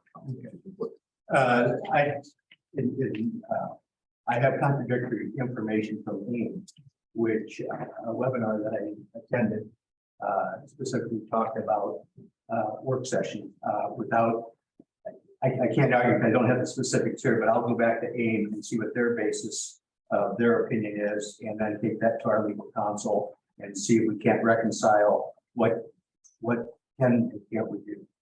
And I think that's the thing is we need to be more transparent with what we can next year, but kudos to everybody in there.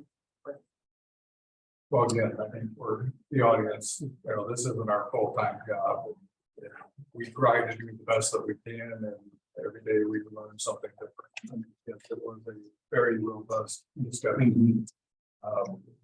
Everybody brought something to the table, though, so we're going to move forward. Very good.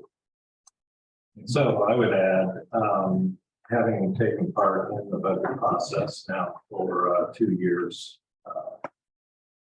that last week or last month, the takeaway for me was I'm always looking for process improvements and some of the big things that could have avoided the feelings of poor communication and or frustrations on the part of the budget team, which was Brent, myself, and Jessica.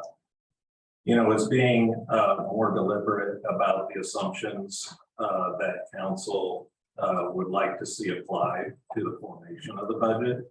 I think that there was some surprise in the philosophical differences that were being used in establishing the budget. And also some guidance that may have been helpful on establishing reserves in the budget. And if those kinds of parameters could be agreed to early, then the budget team could go off and work to that set of guidelines. So that was my takeaway. Very good.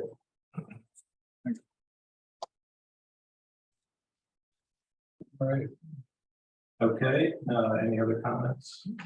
All right, so given no additional comments, I move to adopt the ordinance or resolution for appropriations and tax rates as written. A motion, second. It's Molly, I'll second that. A motion and a second. Any further discussion? You made a motion to pass, right? To adopt it. Or to adopt it. I'm gonna do a roll call vote. Darren, Yes. Dan, Yes. Brent, Yes. Molly, Yes. George, Yes. Motion passed. Adoption. Okay, following the September council meeting, council did receive a protest and a response has been prepared. I move to read the 2023 budget protest. I have a motion. Do I have a second?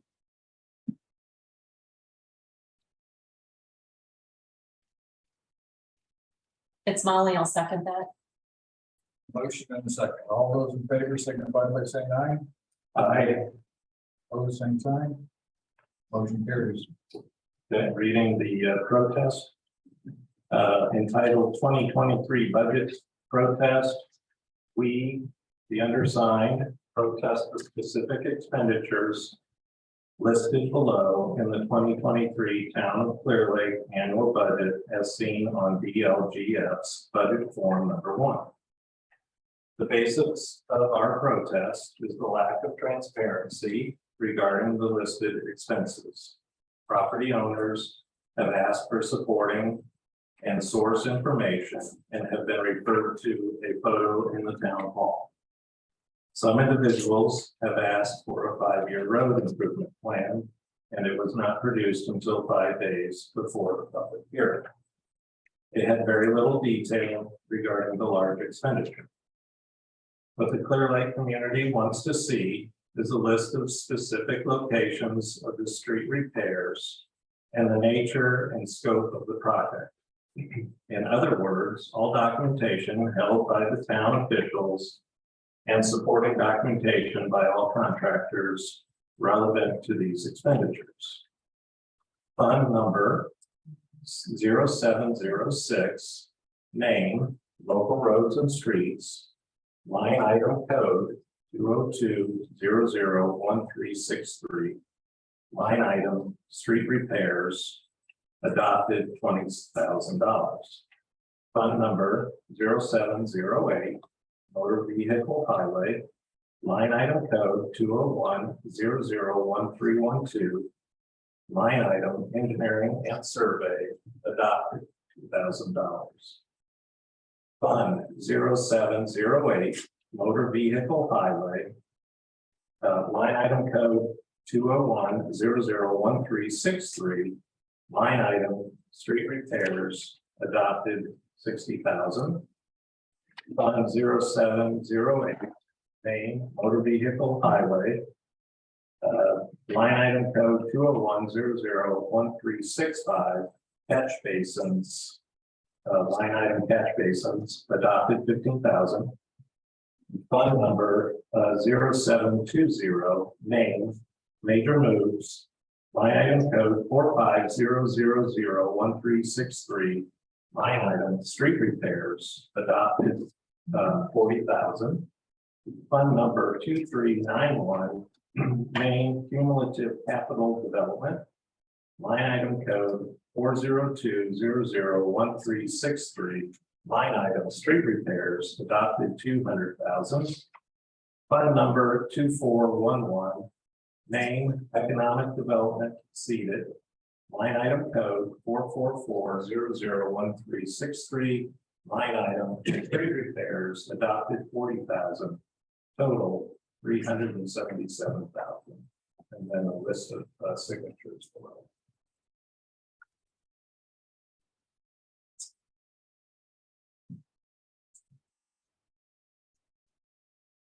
So I would open it up.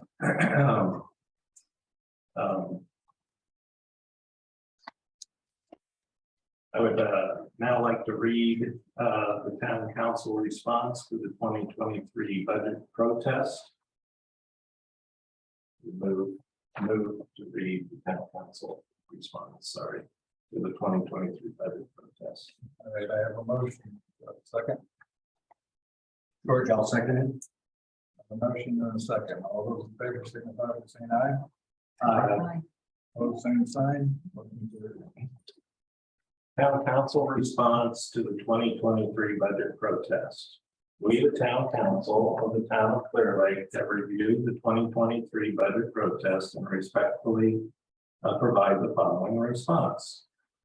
To the extent that the budget protest suggests a lack of transparency, the town's records reflect that only 5 signatories of the 24 signatories to the budget protest were present for the public hearing, and none of them asked for more detail regarding the budget. For Indiana Code 5-14-3, records held by government agencies are presumed to be accessible for inspection or copying by any member of the public unless exempted by law. The town council and clerk treasurer are fully committed to upholding the public policy of the Access to Public Records Act, APRA, because providing members of the public with access to records is an essential function in our form of representative government.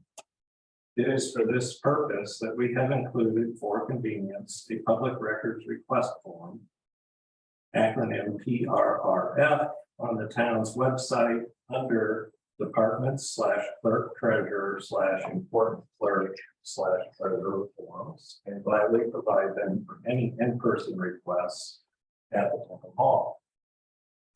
Upon receipt of the 2023 budget protest, a copy of which is attached in the addendum, the town of Clear Lake clerk treasurer found no record that a PRRF was received from any of the protest signatories on the subject of the 2023 budget.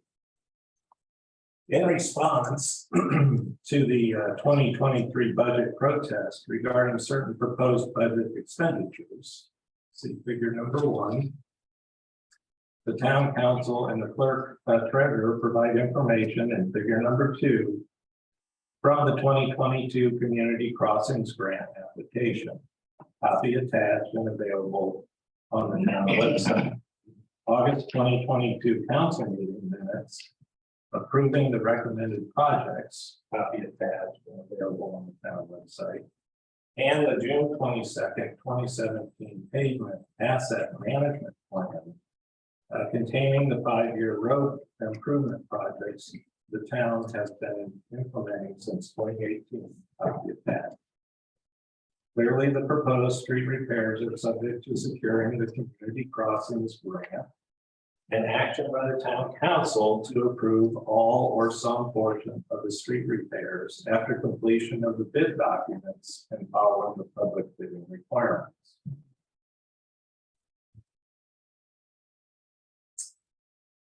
Provided in figure number 1, 2023 budget protest excerpt, copy attached.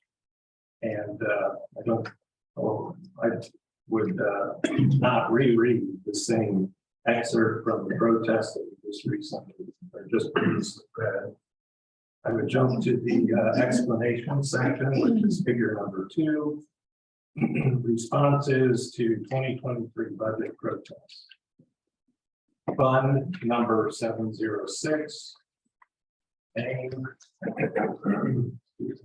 Local roads and streets, line item code 202001363. Line item street repairs adopted 20,000. Planned location, 3 locations, Quiet Harbor from north 700 east to north 700 east, West Clear Lake Drive from north 700 east to Sunset Bay, West Clear Lake Drive from 700 feet west of Lakeview Drive to Lakeview Drive. Tap out. Right.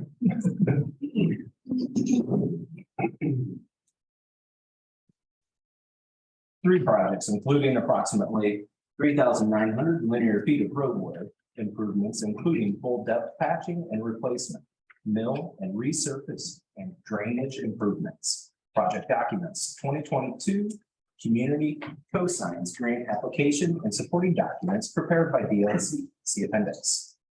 Fund 708, Motor Vehicle Highway. Line item code 201001312. Line item, engineering and survey, adopted 2000. Plant location, 176 through 180 West Clear Lake Drive.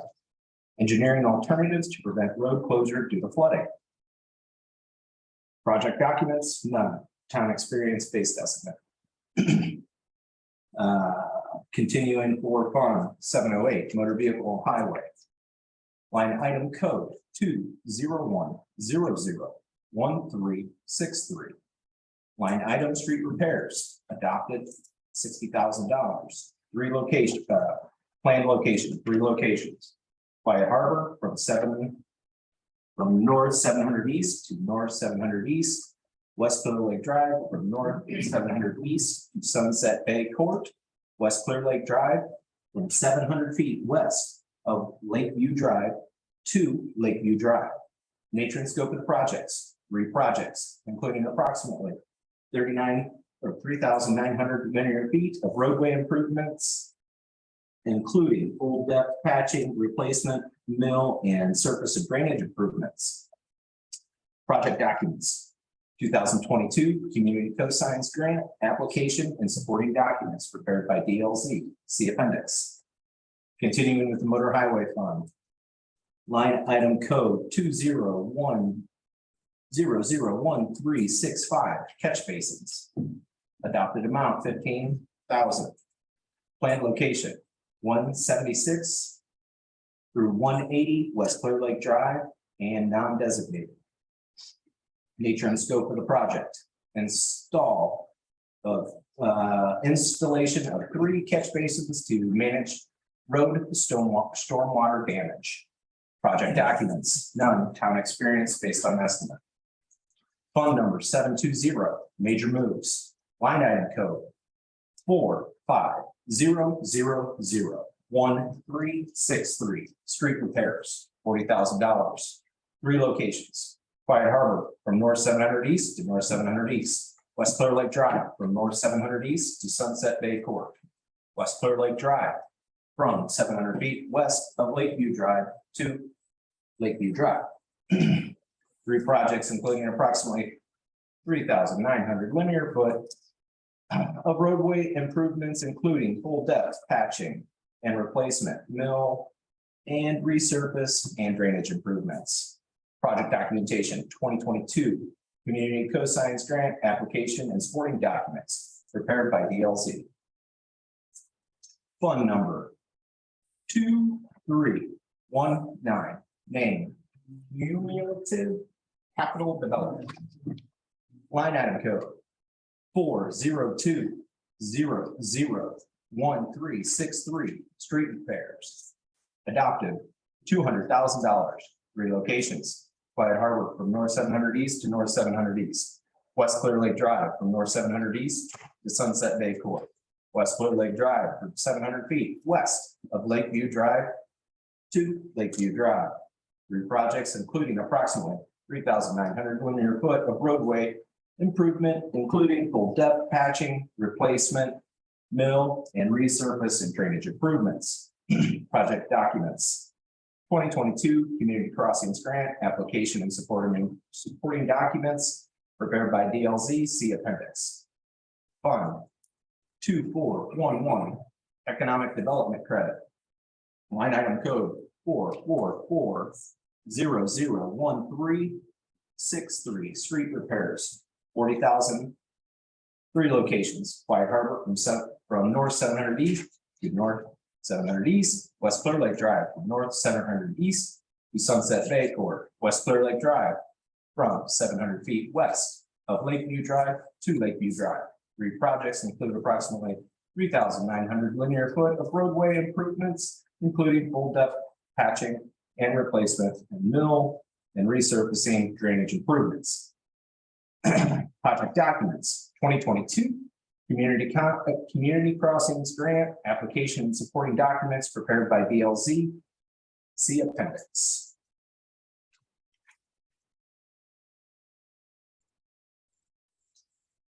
Finally, total of the adopted funds was $377,000.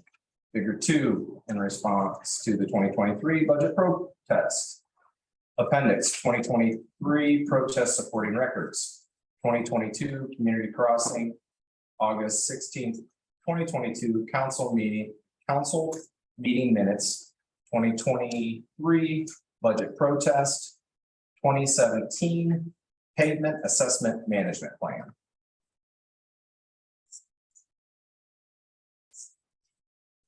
Thanks, Brent. I would open it up for council discussion. Well, I'll begin, and first of all, this page 2 that we just reviewed, that first would have been a great document to have prior to the public hearing, both for myself and for the public. Shortly after the protest was filed, I understand, and Jessica, thank you for the copy that you sent me of it.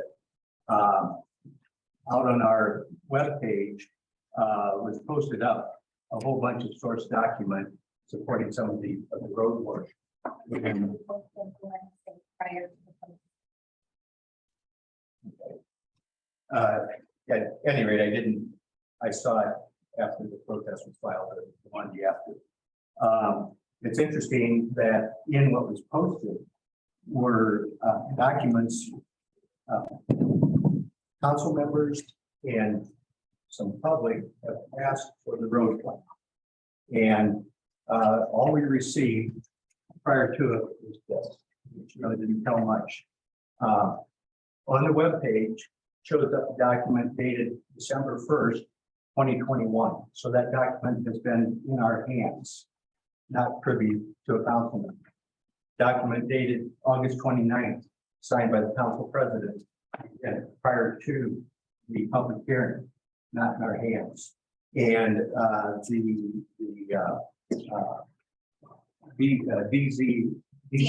DLZ, thank you. Documentation is dated in August also. So there was documents there, and I'm sorry that the community had to go to this length to get these documents. I might add that in the packet that we've received, the council members, there's even more data available that I think we should also put out on the website for the public to view and review. I'm sorry that it took the public to make this occur, but hopefully the lesson learned is we need to have open discussion on these big $300,000, $400,000 projects as to what, where's the money going, and specifically what's the scope of the work. I'll keep it short at that. Yeah, and if I could just make a comment, and there's been a general theme, I think, between several of our meetings, is the transparency, and as you know, Brett would call it continuous improvement, is maybe we can have DLZ come back maybe next month or November. We know we're not approving any of these. We don't even know if NDOT is going to approve any of them. But it would be nice maybe to have them here again and answer questions. I don't know if the November meeting or even December would be appropriate. Because I can speak for myself. When Todd was here, I didn't even know who he was until he started talking. So that would be my only, as we move forward, I think that's something that I would like us as council to consider. And also, when we do that, put them on the agenda as soon as we know that. So that way the public can know that they're going to be here and decide, because I'm pretty sure December might not be the meeting everybody wants to zoom in on. But just food for thought.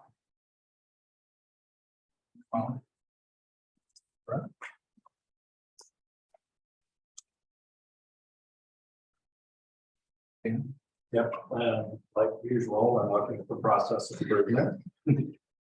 In regards to the timeliness of information. I think that the pattern that we may have fallen into as far as a cadence for information that is going to be discussed openly at council meetings is to have everything in place the Friday before. That may not be serving us all very well. And so I think that process improvement would be to specifically on large projects, maybe get the information in mid-month.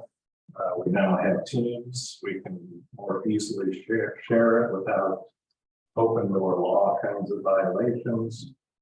And everybody has time to generate questions in preparation for our public sessions.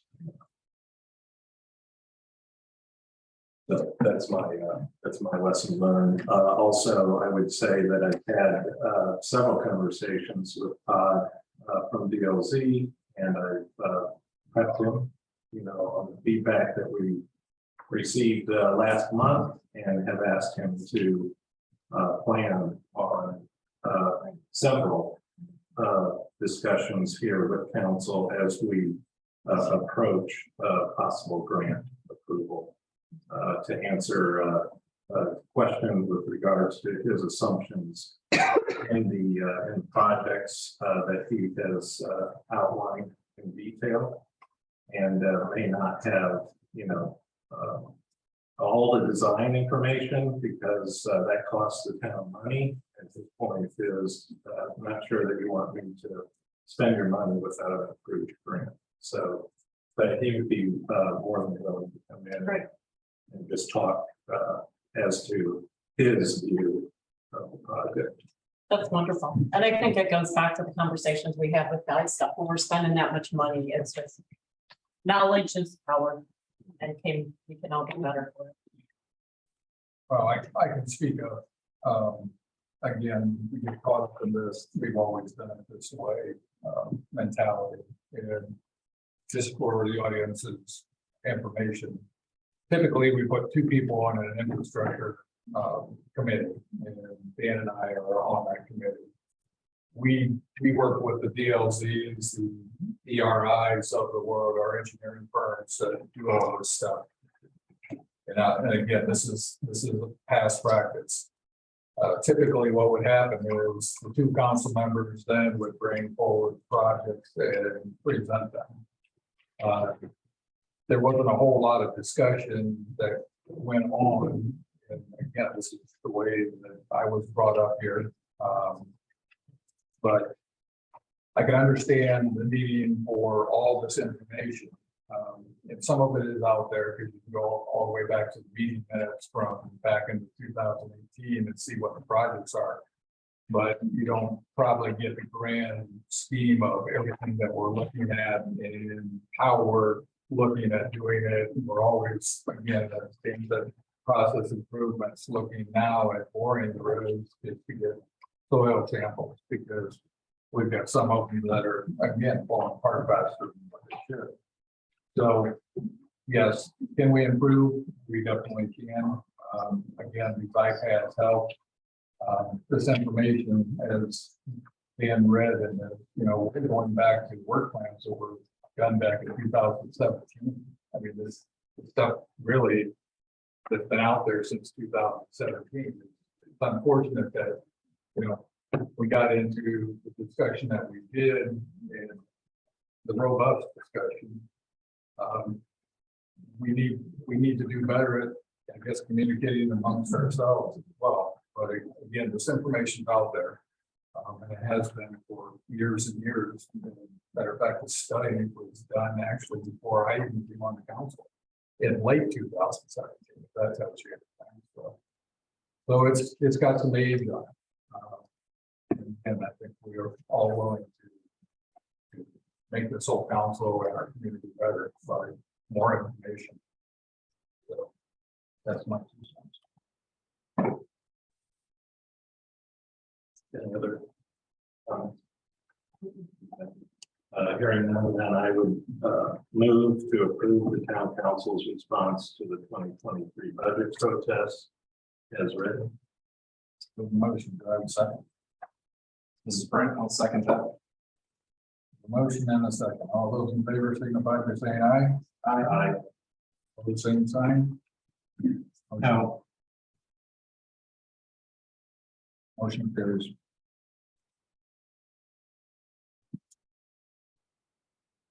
Mr. President, before we move on to another item on the agenda, I'd like to make a motion in respect of the audience time to postpone new business item C, golf cart penalties and registration fee discussion. New business item E, opioid ordinance, restricted and unrestricted. And item number 8, training and review, A, comprehensive plans to the November agenda. All right, I have a motion. It's Molly, I'll second that.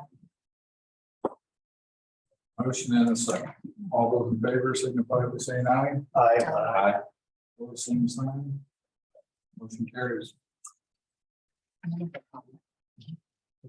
I just want to make a comment. So the audience knows there's things that we have to get done tonight, like the salary ordinance and the sanitation bids. So we're trying to be judicious. Mr. President, I actually received in the 9th hour, a second petition from a resident. I was actually gonna pass these out before council again, but Molly and I were getting other things together.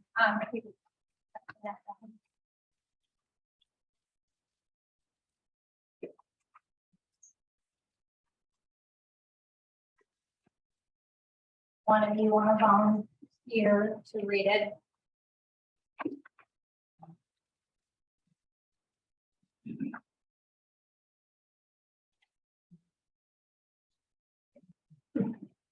First time. It's Molly, I'll read it. Dear my fellow Clear Lake Town neighbors, I write this letter to inform you that a discussion with intent to remove funds for road improvements in 2023 occurred during the September 2022 meeting of the town council. These road improvements were a part of the 5-year improvement plan that was developed and approved back in 2018. This elimination would help the plan 2023 road improvement projects that target Quiet Harbor and portions of West Clear Lake Drive roads. See map here, https:// Do I have, okay. Well, usually we do. Although budget for this was moved on to the adoption phase during the October 2022 meeting, it is of great importance that we let the town council members know of our support and need for these road improvements. As you know, this project will need town council approval for the budgeted funds to be spent, and we need to demonstrate our desire that they should not target this as a budget saving item. I urge you to join me in signing this petition indicating your support or emailing the town at. You can read details on the current road designations condition analysis here. The application describing the 3 road improvement projects planned for 2023 is here. Sincerely, Matt J. Rippey, 68 West Clear Lake Drive. And do I need to read my name? I support the adoption of funding the 2023 road improvement plan for the town of Clear Lake, Indiana. And there are 26 names.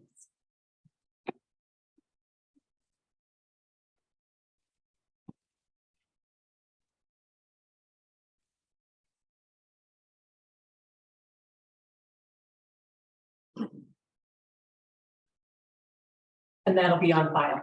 Yeah.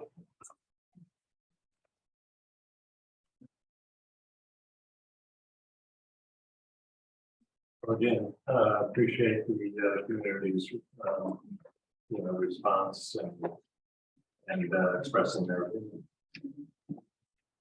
Thank you. Moving on, item B, ARP project. Mr. President, let's see.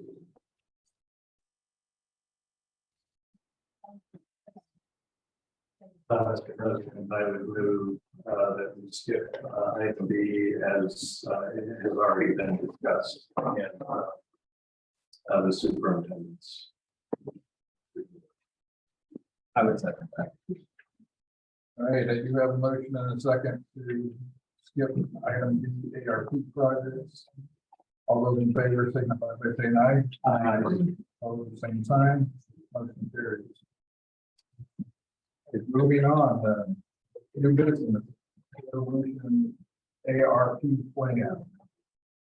Okay, I'll introduce this one. Council approved the GIS project during the September regular session with intention to authorize the expenditure under the ARP fund. A resolution authorizing an expenditure from the American Rescue Plan funds under the town of Clear Lake's standard allowance has been prepared for consideration by council. And I move to introduce resolution authorizing an expenditure from the American Rescue Plan funds under the town of Clear Lake's standard allowance. I have a motion, do I have a second? Molly, I'll second that. A motion and a second. All those in favor signify by saying aye. Aye. All the same time. All right, let me see if I can get through this one. Resolution number 04-2022. Resolution authorizing an expenditure from the American Rescue Plan funds under the Town of Clear Lake's standard allowance. Whereas on March 11th, 2021, the American Rescue Plan Act of 2021, ARPA, or the Act, was enacted, and whereas the town was received or has received a distribution of coronavirus state and local fiscal recovery funds, acronym SLFRF, and is eligible to use those funds for capital expenditures for government services. And whereas government services generally include any service traditionally provided by a government unless the U.S. Department of Treasury has provided otherwise.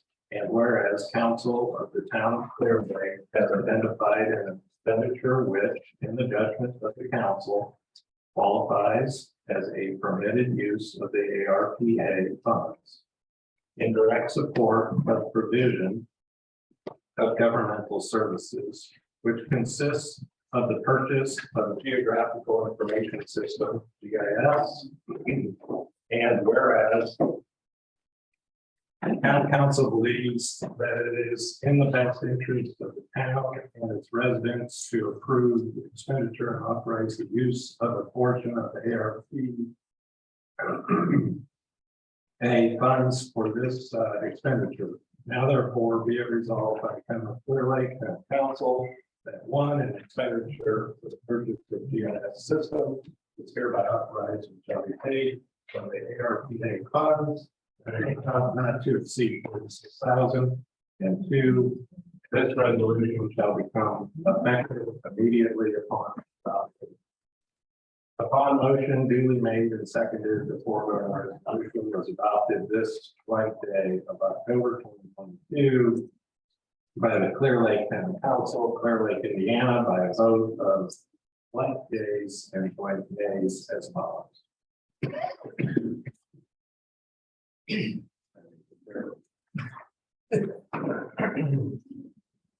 Okay. I would open for council discussion. No comment. Hearing none, I would make the motion to open for public comment and question. Second that. A motion and a second. All those in favor signify by saying aye. Aye. Same sign. Motion carries. Open for public comment.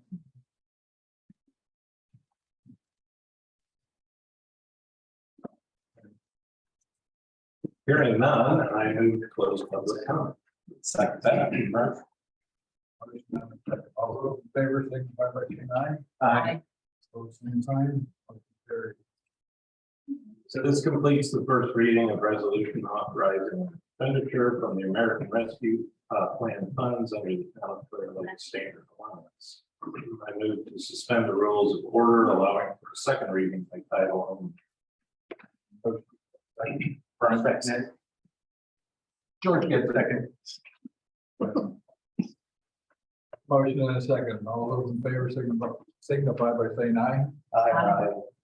Same sign. Motion carries.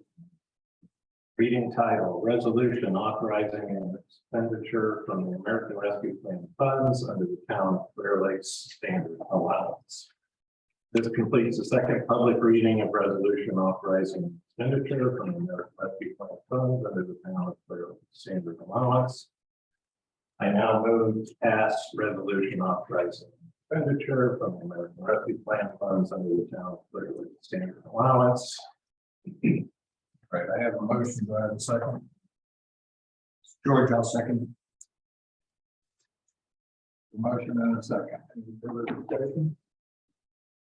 All those in favor signify by saying aye. Aye. Same sign. Motion carries. All right, item B. Sanitation bid. Specifications. Okay. Need somebody to help read, but let me introduce this. The town's sanitation contract ends 12/31/22. seamless continuation of sanitation service is dependent on advertising for bids and awarding the new contract by year end. Prepared for consideration by council is the bid requirements and instructions for our sanitation bidding effort.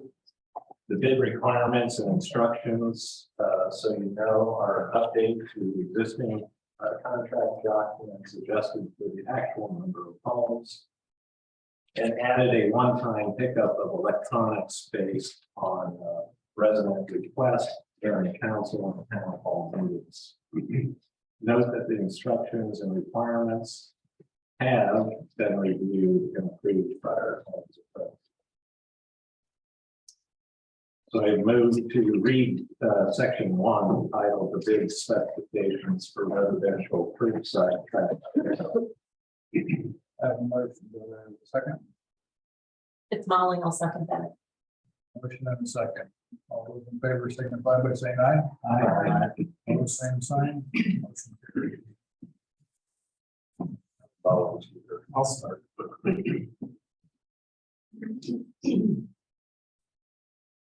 Bid specifications for residential curbside trash pickup. The bid shall be submitted. Indication, the annual graduated rates for the contract period commencing January 1st, 2023 and continuing through December 31st, 2027. And a price one-time option to extend the contract an additional 3 months for a resident trash pickup based on 601 homes. Said bid shall be based on the service of 601 homes, specifically the cost per house for additional homes over the base bid of 601 homes. Said bid shall be for weekly residential trash pickup with a predetermined pickup day of Monday each week.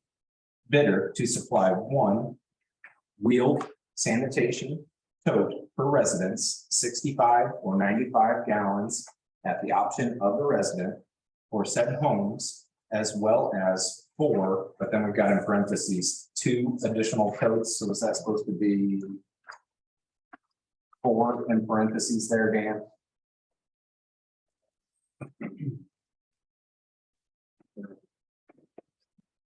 Two, 3, third paragraph in under item A. Yep. 4 additional totes for the town hall and maintenance garage.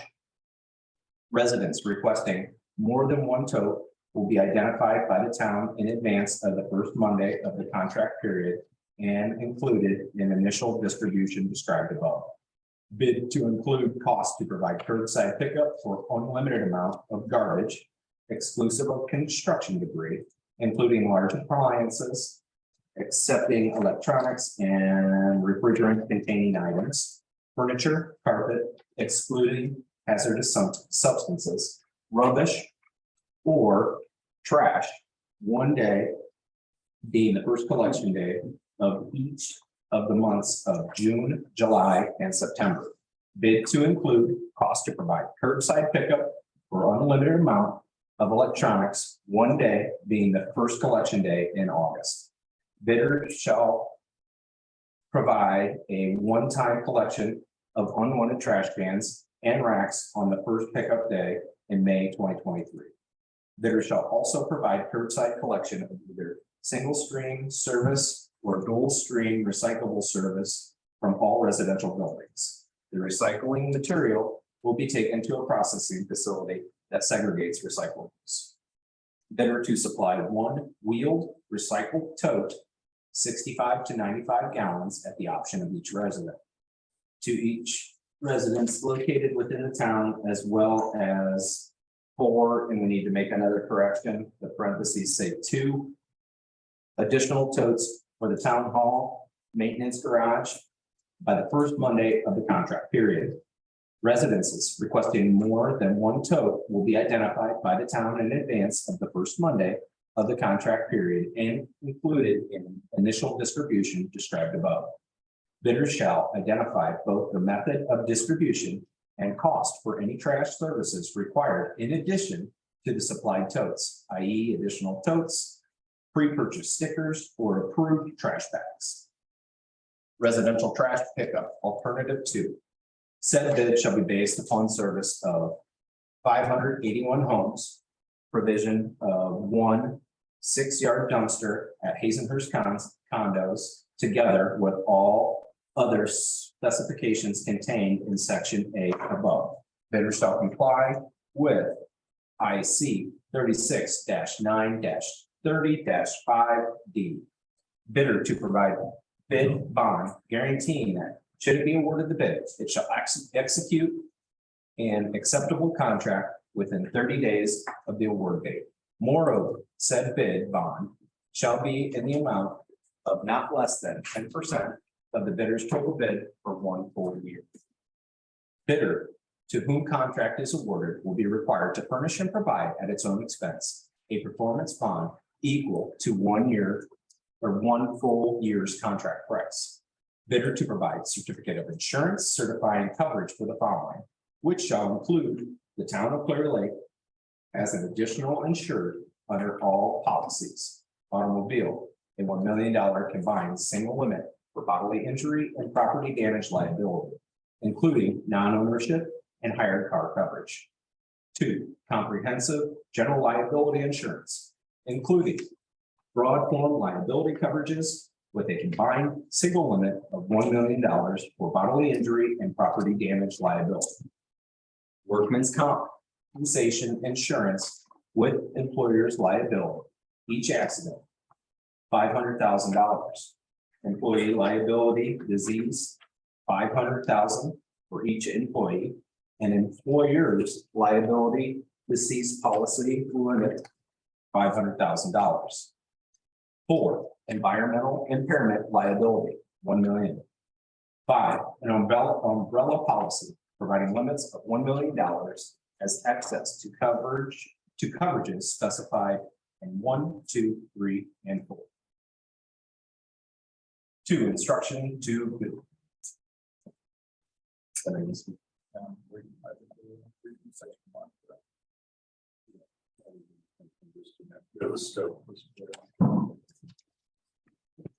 Unless they're interested.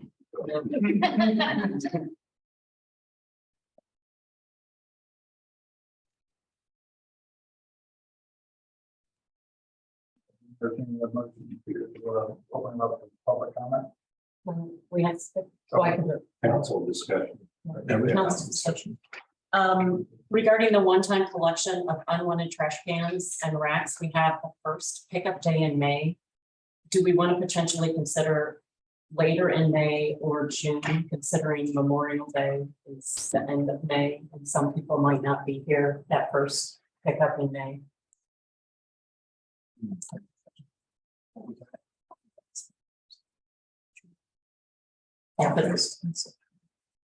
Yeah, but this is for your unwanted cans and racks. This is the only time that cans and racks are included, unless I missed something. Yeah, unwanted trash cans. This is assuming.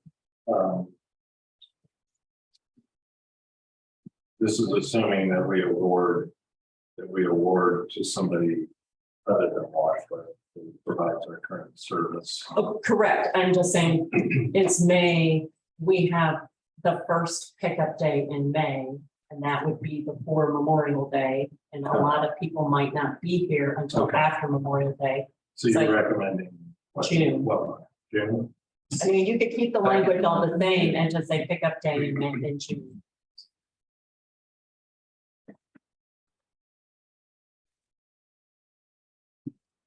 The bidder won't like that.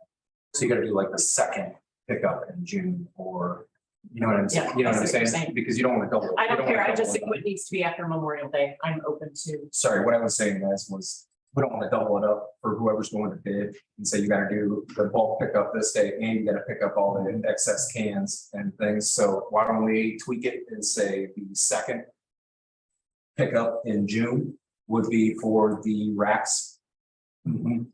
Second pickup day That'd be in good. June 23. Yep. No, that's all I have. Anybody else?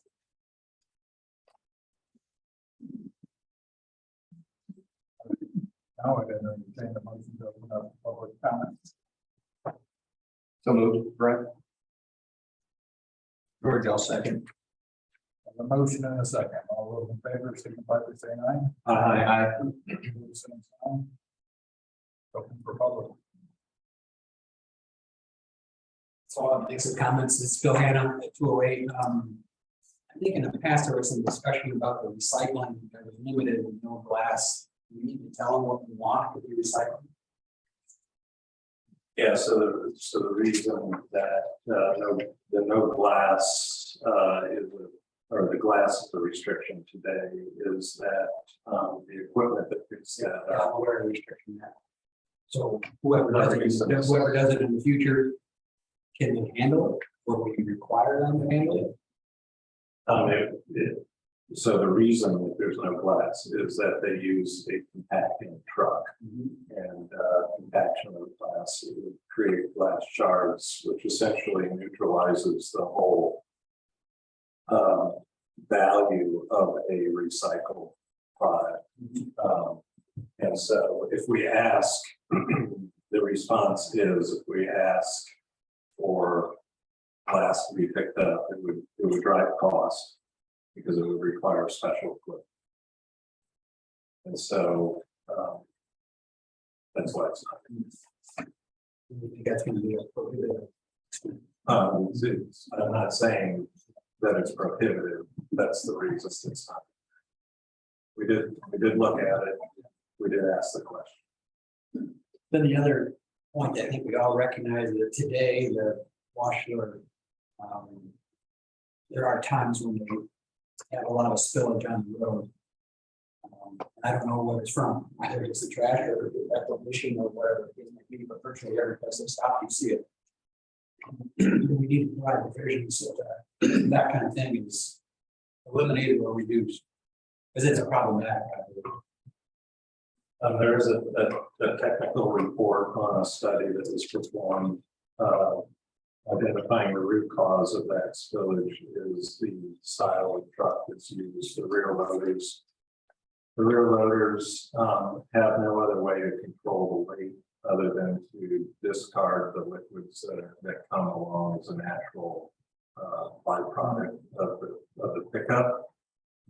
So the discussions there to eliminate that, the industry is moving to the auto load trucks.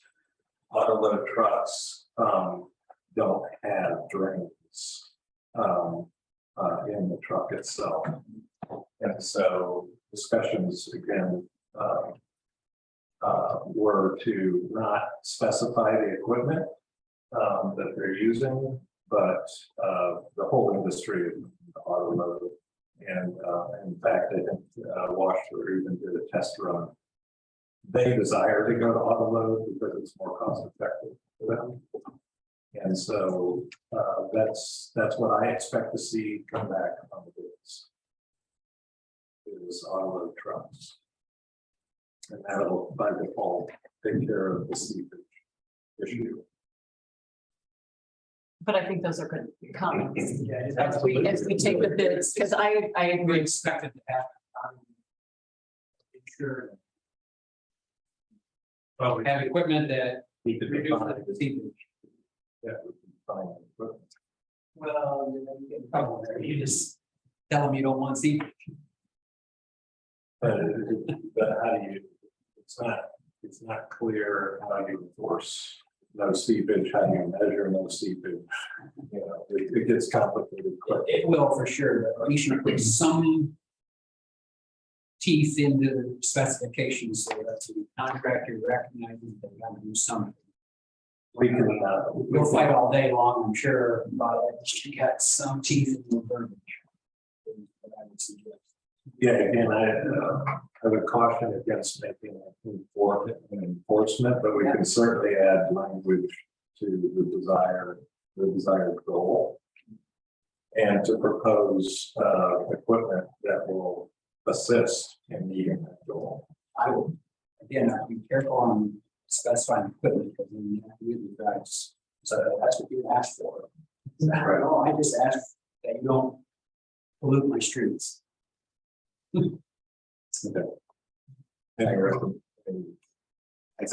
look at Bill Hector, first they say East Clear Lake Drive. I would like to, acknowledge one thing that's happening with trash collection at a number of the other lakes where the Republic has just refused to pick up the trash at some of the bigger lakes. And maybe more onerous type things in our bid, and they would just decide to not pick up our trash here. And so, not having trash pickup with no water on the street may be less desirable than a little water on the street and trash still being picked up. So I appreciate you giving them some latitude. Tyson Johnson, Lakeside. I would caution to Bill's point about putting specifications of equipment. And it should be requirements. It should be, we expect to see a sealed body truck or something to that nature versus a specific equipment. Because then you're excluding potential bidders and that's problematic if you as an entity are saying you can't bid because you don't have what we need. So put requirements in there versus the nature of the equipment. And the other thing is the top loading trucks, maybe Guy, you would know, but that arm, isn't there some height restrictions and power lines and phone lines? Because That was my concern, was that and tree limbs and everything else, but they claim they stay within like 4 feet of that truck. okay, All the section. I'm sure, I'm sure when people lose power and everything, we'll figure out they don't stay as tight. I'm not worried about power, I'm worried about internet. They finally lose internet. Power. Takes power. I got a generator. Well, I think the one unfortunate part is, I don't think in a couple of years we're gonna have to.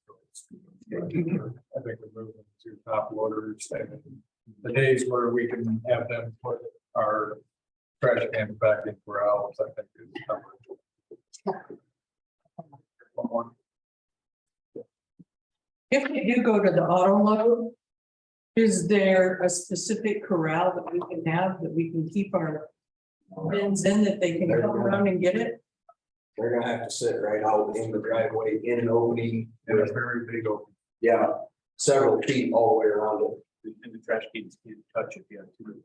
Yeah. Oh. Separated. So then they'll fall over and spill if there's a big wind? Yes. Angle in the right way. Because you can't like tie them down then if they're coming with. Okay, thank you. New scope of work for Guy.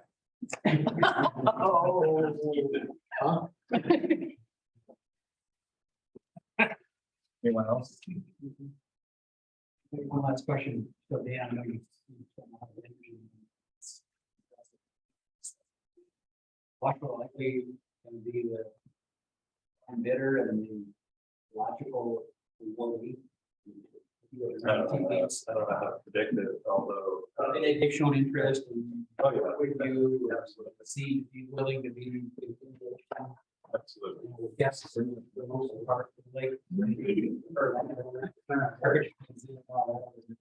We have been contacted by another provider. Unknown quantity. Such, nonetheless, they may choose to. Get this well. The incumbent usually the leading candidate.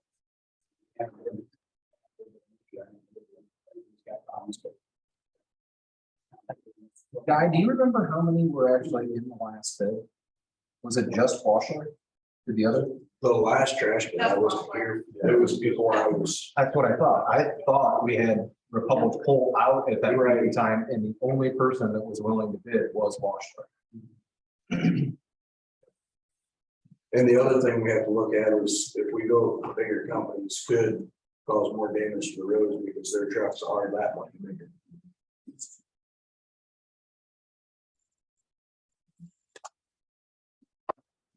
Anything else? entertain a motion to close public. So moved. I'll second that. Motion and a second, all those in favor, say aye. Aye. Same sign, motion carried. So I would like to, move that we use the notice to bidders, town of Clear Lake specifications and instructions for collection, transportation, and disposable of solid waste in corporate limits of Clear Lake, with the noted corrections and the suggestion to add language with regard to at least our goal to eliminate the seepage onto the roads and initiate the bidding process. This is Brent, I'll second that motion. Have a motion and a second. All those in favor? Aye. Opposed, same sign, motion carried. You have water? Do you need one? All right, we voted to skip item C, golf cart penalties, and we're moving to item D, salary. Okay, so the salary ordinance will not be on the screen. We had an executive session at 6 o'clock, and so we addressed all of that information. There are some handouts by the sheet where you signed in, so you might have to share. We didn't have the luxury of printing out probably one for everybody. So we have ordinance number 2022-12. And so I would move to read the ordinance setting salaries and wages of the officers and employees for the town of Clear Lake, Indiana for the year 2023. Okay. I have a motion. Second. George, I'll second. I have a motion and a second. All those in favor signify by saying aye. Aye. Opposed, same sign. Motion carried. Ordinance number 2022-12, ordinance setting salaries and wages of the officers and employees for the town of Clear Lake, Indiana for the year 2023. Be it ordained by the town council of the town of Clear Lake, Indiana. Section 1. The rates of pay for the elected officials and employees of the town of Clear Lake, Indiana for the calendar year shall be fixed as follows and will take effect with the first pay roll check written beginning in January. All amendments will become effective on the amendment effective date. The officers and the rate of pay. Officer of the trustee, town council, $1,135.75 quarterly. General fund, $4,543 annually. Office of the trustee, town council president, $1,375 quarterly. General fund, $5,500 annually. Board members and rate of pay. Plan Commission President and Executive Committee members, $125 per Plan Commission meeting, general fund, and it's paid quarterly. Plan Commission members, $75 per Plan Commission meeting, general fund, paid quarterly. Board of Zoning Appeals Chair, $125 per BZA meeting, general fund, paid quarterly. Board of Zoning Appeals member, $75 per BZA meeting, general fund, paid quarterly. Clerk Treasurer's Office. Office of the Clerk Treasurer, $1,802.04 bi-weekly. General fund, 80%, sanitation fund, 10%, sewer fund, 10%. $46,853.04 annually. Billing clerk. $17 to $22 per hour. General fund, 40%, sanitation fund, 25%. Sewer fund, 35% bi-weekly. Street and utility and rate of pay. Street and utility superintendent, $23 to $31.85 per hour. MVH, 50%, sewer fund, 50% bi-weekly. Street and utility worker, full-time / part-time, $16 to $20 per hour. MVH, 50%, sewer fund, 50% bi-weekly. Zoning department, zoning administrator, full-time, $58,002 to $60,900.06. General fund, 80%, MVH 10%, sewer 10%. $2,230.76 to $2,342.31 biweekly. The marshals and the rate of pay. Town marshal, $29 to $35 per hour, general fund biweekly. Deputy marshals, $24 to $32 per hour, general fund biweekly. Section 2, marshals premium pay. Part-time eligible marshals will receive premium pay for coverage around crucial peak hours and days for the town. The premium pay will be based on the following schedule for 2023. May 26th through May 29th, 12 p.m. to 12 a.m., time and a half. June 30th to July 9th, 3 p.m. to 12 a.m., time and a half. September 1st to September 4th, 12 p.m. to 12 a.m., time and a half. Any times worked outside these hours or days will be regular rate of pay. Section 2, overtime. When operating requirements or other needs cannot be met during working hours, employees may be given the opportunity for overtime work assignments. All overtime work must receive the supervisor or the town or the clerk treasurer for supervisors prior authorization. Overtime assignments will be distributed as equitably as practical to all employees qualified to perform the required work. Overtime compensation for all non-exempt employees will be paid in accordance with federal and state wage and hour restrictions for any time worked over 40 hours in a standard work week for non-exempt employees. Overtime pay is based on actual hours worked. An employee's time off while using PTO or any leave of absence will not be considered hours worked for the purpose of performing overtime calculations. The town of Clear Lake may also utilize flex time or flexible hours in order to avoid having non-exempt employees work in excess of 40-hour work week. When the need arises, the supervisor or the clerk treasurer may approve flex time scheduling. Flex time is paid as time for time and must be taken within the same 40-hour pay periods. Section 3, holiday PTO and sick leave benefits. Holiday, employees shall receive 14 paid holidays per year. Said holidays being New Year's Day, January 2nd, Martin Luther King Jr. Day, January 16th, President's Day, February 20th, Good Friday, April 7th, Memorial Day, May 29th, Juneteenth, June 19th, Independence Day, July 4th, Labor Day, September 4th, Columbus Day, October 9th, Veterans Day, November 10th, Thanksgiving Day, November 13th, or November 23rd, Day after Thanksgiving, November 24th, Christmas Eve, December 24th, and Christmas Day, December 25th. Holiday pay will be calculated based on the employee's straight time pay rate as of the date of the holiday, times the number of hours the employee would otherwise have worked on that day. Eligible employee classifications. Regular full-time employees, a recognized holiday that falls on a Sunday may be observed on the following Monday. If a recognized holiday falls during an eligible employee's PTO, holiday pay will be provided instead of PTO that would have otherwise applied. PTO, paid time off, is available to eligible employees to provide opportunities for rest, relaxation, and personal pursuits. Employees in the following employment classifications are eligible to earn and use paid time off as described in this policy.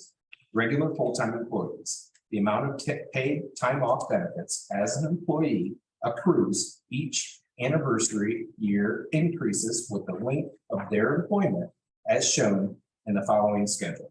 1 year of service through 4 years of service, 5.5 hours per 26 pay periods. 5 or more years of service, 7.4 hours per 26 pay periods. Sick leave. Full-time employees are eligible for 40 hours annually or sick leave with a positive COVID test. Part-time employees are eligible for 18 hours annually or sick leave with positive COVID test.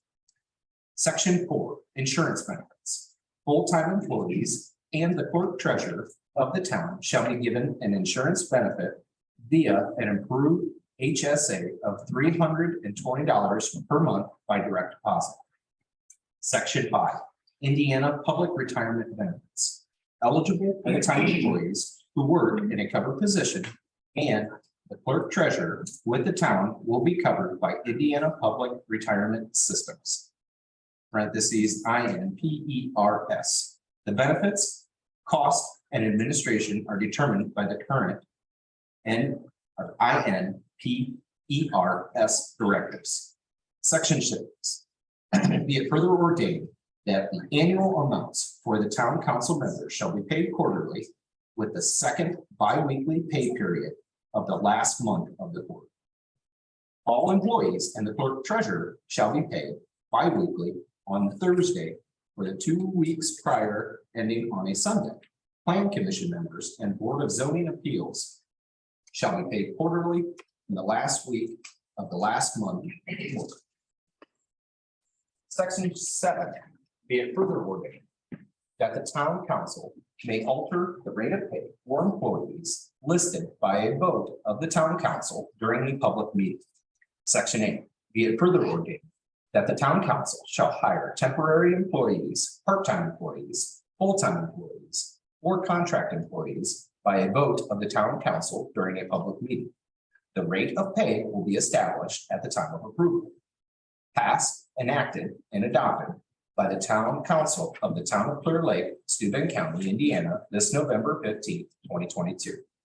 Council of the town of Clear Lake, Darren Thorpe, member. Molly Weber, member. Brent Slusser, member. Dan Rippey, member. George Single, member. Attest, Jessica Swan. Like to open it up for council discussion.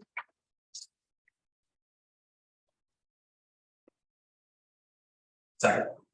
Okay. We don't need. So, yeah, we don't need this. Okay, I was waiting to see if anybody had anything. Okay, so I move for public comment and questions and Second discussion. that. Right, I have a motion and a second. All those in favor, signify by saying aye. Aye. Opposed, same sign. Motion carried. Questions, comments from the.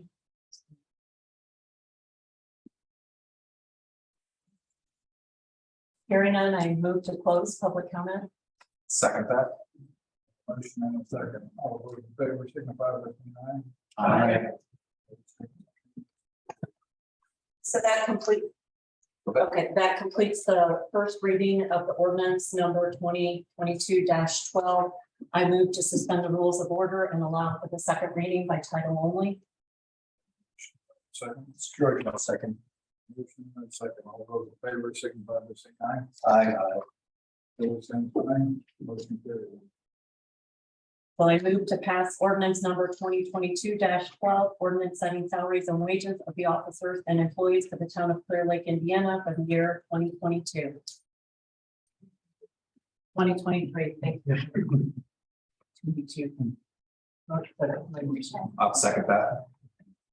And I have a motion and a second. All those in favor. That was we didn't read by title. Oh, sorry. Yeah, I was like, wait, no, you made a motion to. I just kept it just the. So I'm gonna make a motion to read by title only ordinance number 2022-12, ordinance setting salaries and wages of the officers and employees for the town of Clear Lake, Indiana for the year 2023. I will second that motion. Second. All those in favor, signify by saying aye. Aye. Now. Ordinance number 2022-12, ordinance setting salaries and wages of the officers and employees for the town of Clear Lake, Indiana for the year 2023. I'll make a motion that we approve ordinance number 2022-12. Improving or adopting. Approving an ordinance. It's an ordinance. We're approving. Yeah. Did I say it? No, I just. Okay. All right, I have a motion. Second. George, I'll second the motion. Motion and a second. All those in favor, signify by saying aye. Aye. Opposed, same sign. Motion carried. All right. Item E. So all to the next meeting. So we'll move on to item 8, which we also moved to the next meeting. So we are down to item 9, general discussion. Anything from the council? No comments? Actually, I would like to make one comment, Taryn, I'm sorry, just so everybody's aware, the HSA for the employees is new. And we all like to do things in our community, and I just want to say Farmer State Bank in Fremont was phenomenal working with us and waiving some of the fees that are incurred when you set up accounts, so I just wanted to state that publicly. That's all. Thank you, Polly. Anything else? I'll open it up to the audience.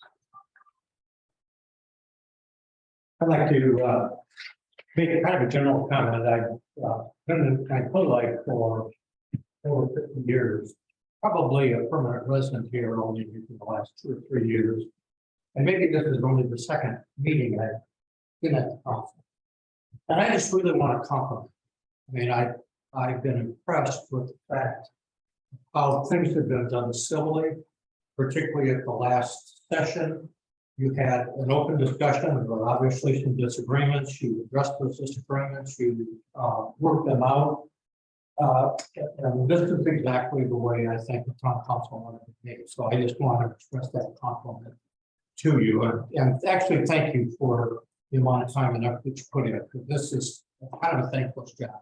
I know what that is. I served on public boards myself in Ohio for many years. The second comment I would kind of make is that really in these budget issues, and really what you ought to be taking a look at is I start finding out living in Indiana versus Ohio. In Ohio, we vote on taxes. And so budgets then have to be established based on taxes that are voted. In Indiana, it's different. Basically, taxes are established by the budget. So essentially, we as citizens, if we want to lower or manage taxes, really have to be involved with the budget process. And even though Clear Lake probably in the overall budget that we pay is minor compared to, let's say, the schools and some of the areas where the costs are much higher. Still, the idea that we come to public meetings to be able to control, it's kind of like Brent says, yes, the expenditures are going to be voted on by the council, but the taxes are already established for that expenditure, whether you vote it up or down. So to have these open meetings and to have a working meeting that would meet the public open meeting laws, what I would suggest is, and what we would probably do in Ohio, and I'm not sure that the laws are the same, but I have a feeling that they're similar, is that what you would do is call a special meeting. You would only put one issue on the ballot, and that would be discussion of the budget. And it's open to the public. You would have the same discussions that you had, actually between Dan and George, and possibly the other people. It could be a long meeting, it could be suspended, keep going on to the second meeting or so on. But do that and maybe start doing it now or start doing it within plenty of time, which you don't run into 5 days before you have to vote on. And I'm certainly understanding that particular situation. But again, I want to compliment you, and I really want to encourage you to take in the budget process the next time, to give plenty of time. Maybe it's an open special meeting, with only one issue on the agenda or on the on the agenda, and essentially saying that you're not going to vote. This is going to be an open discussion, and I think that would easily take care of the public open meetings law. So thank you for what you're doing. Thank you. Anyone else?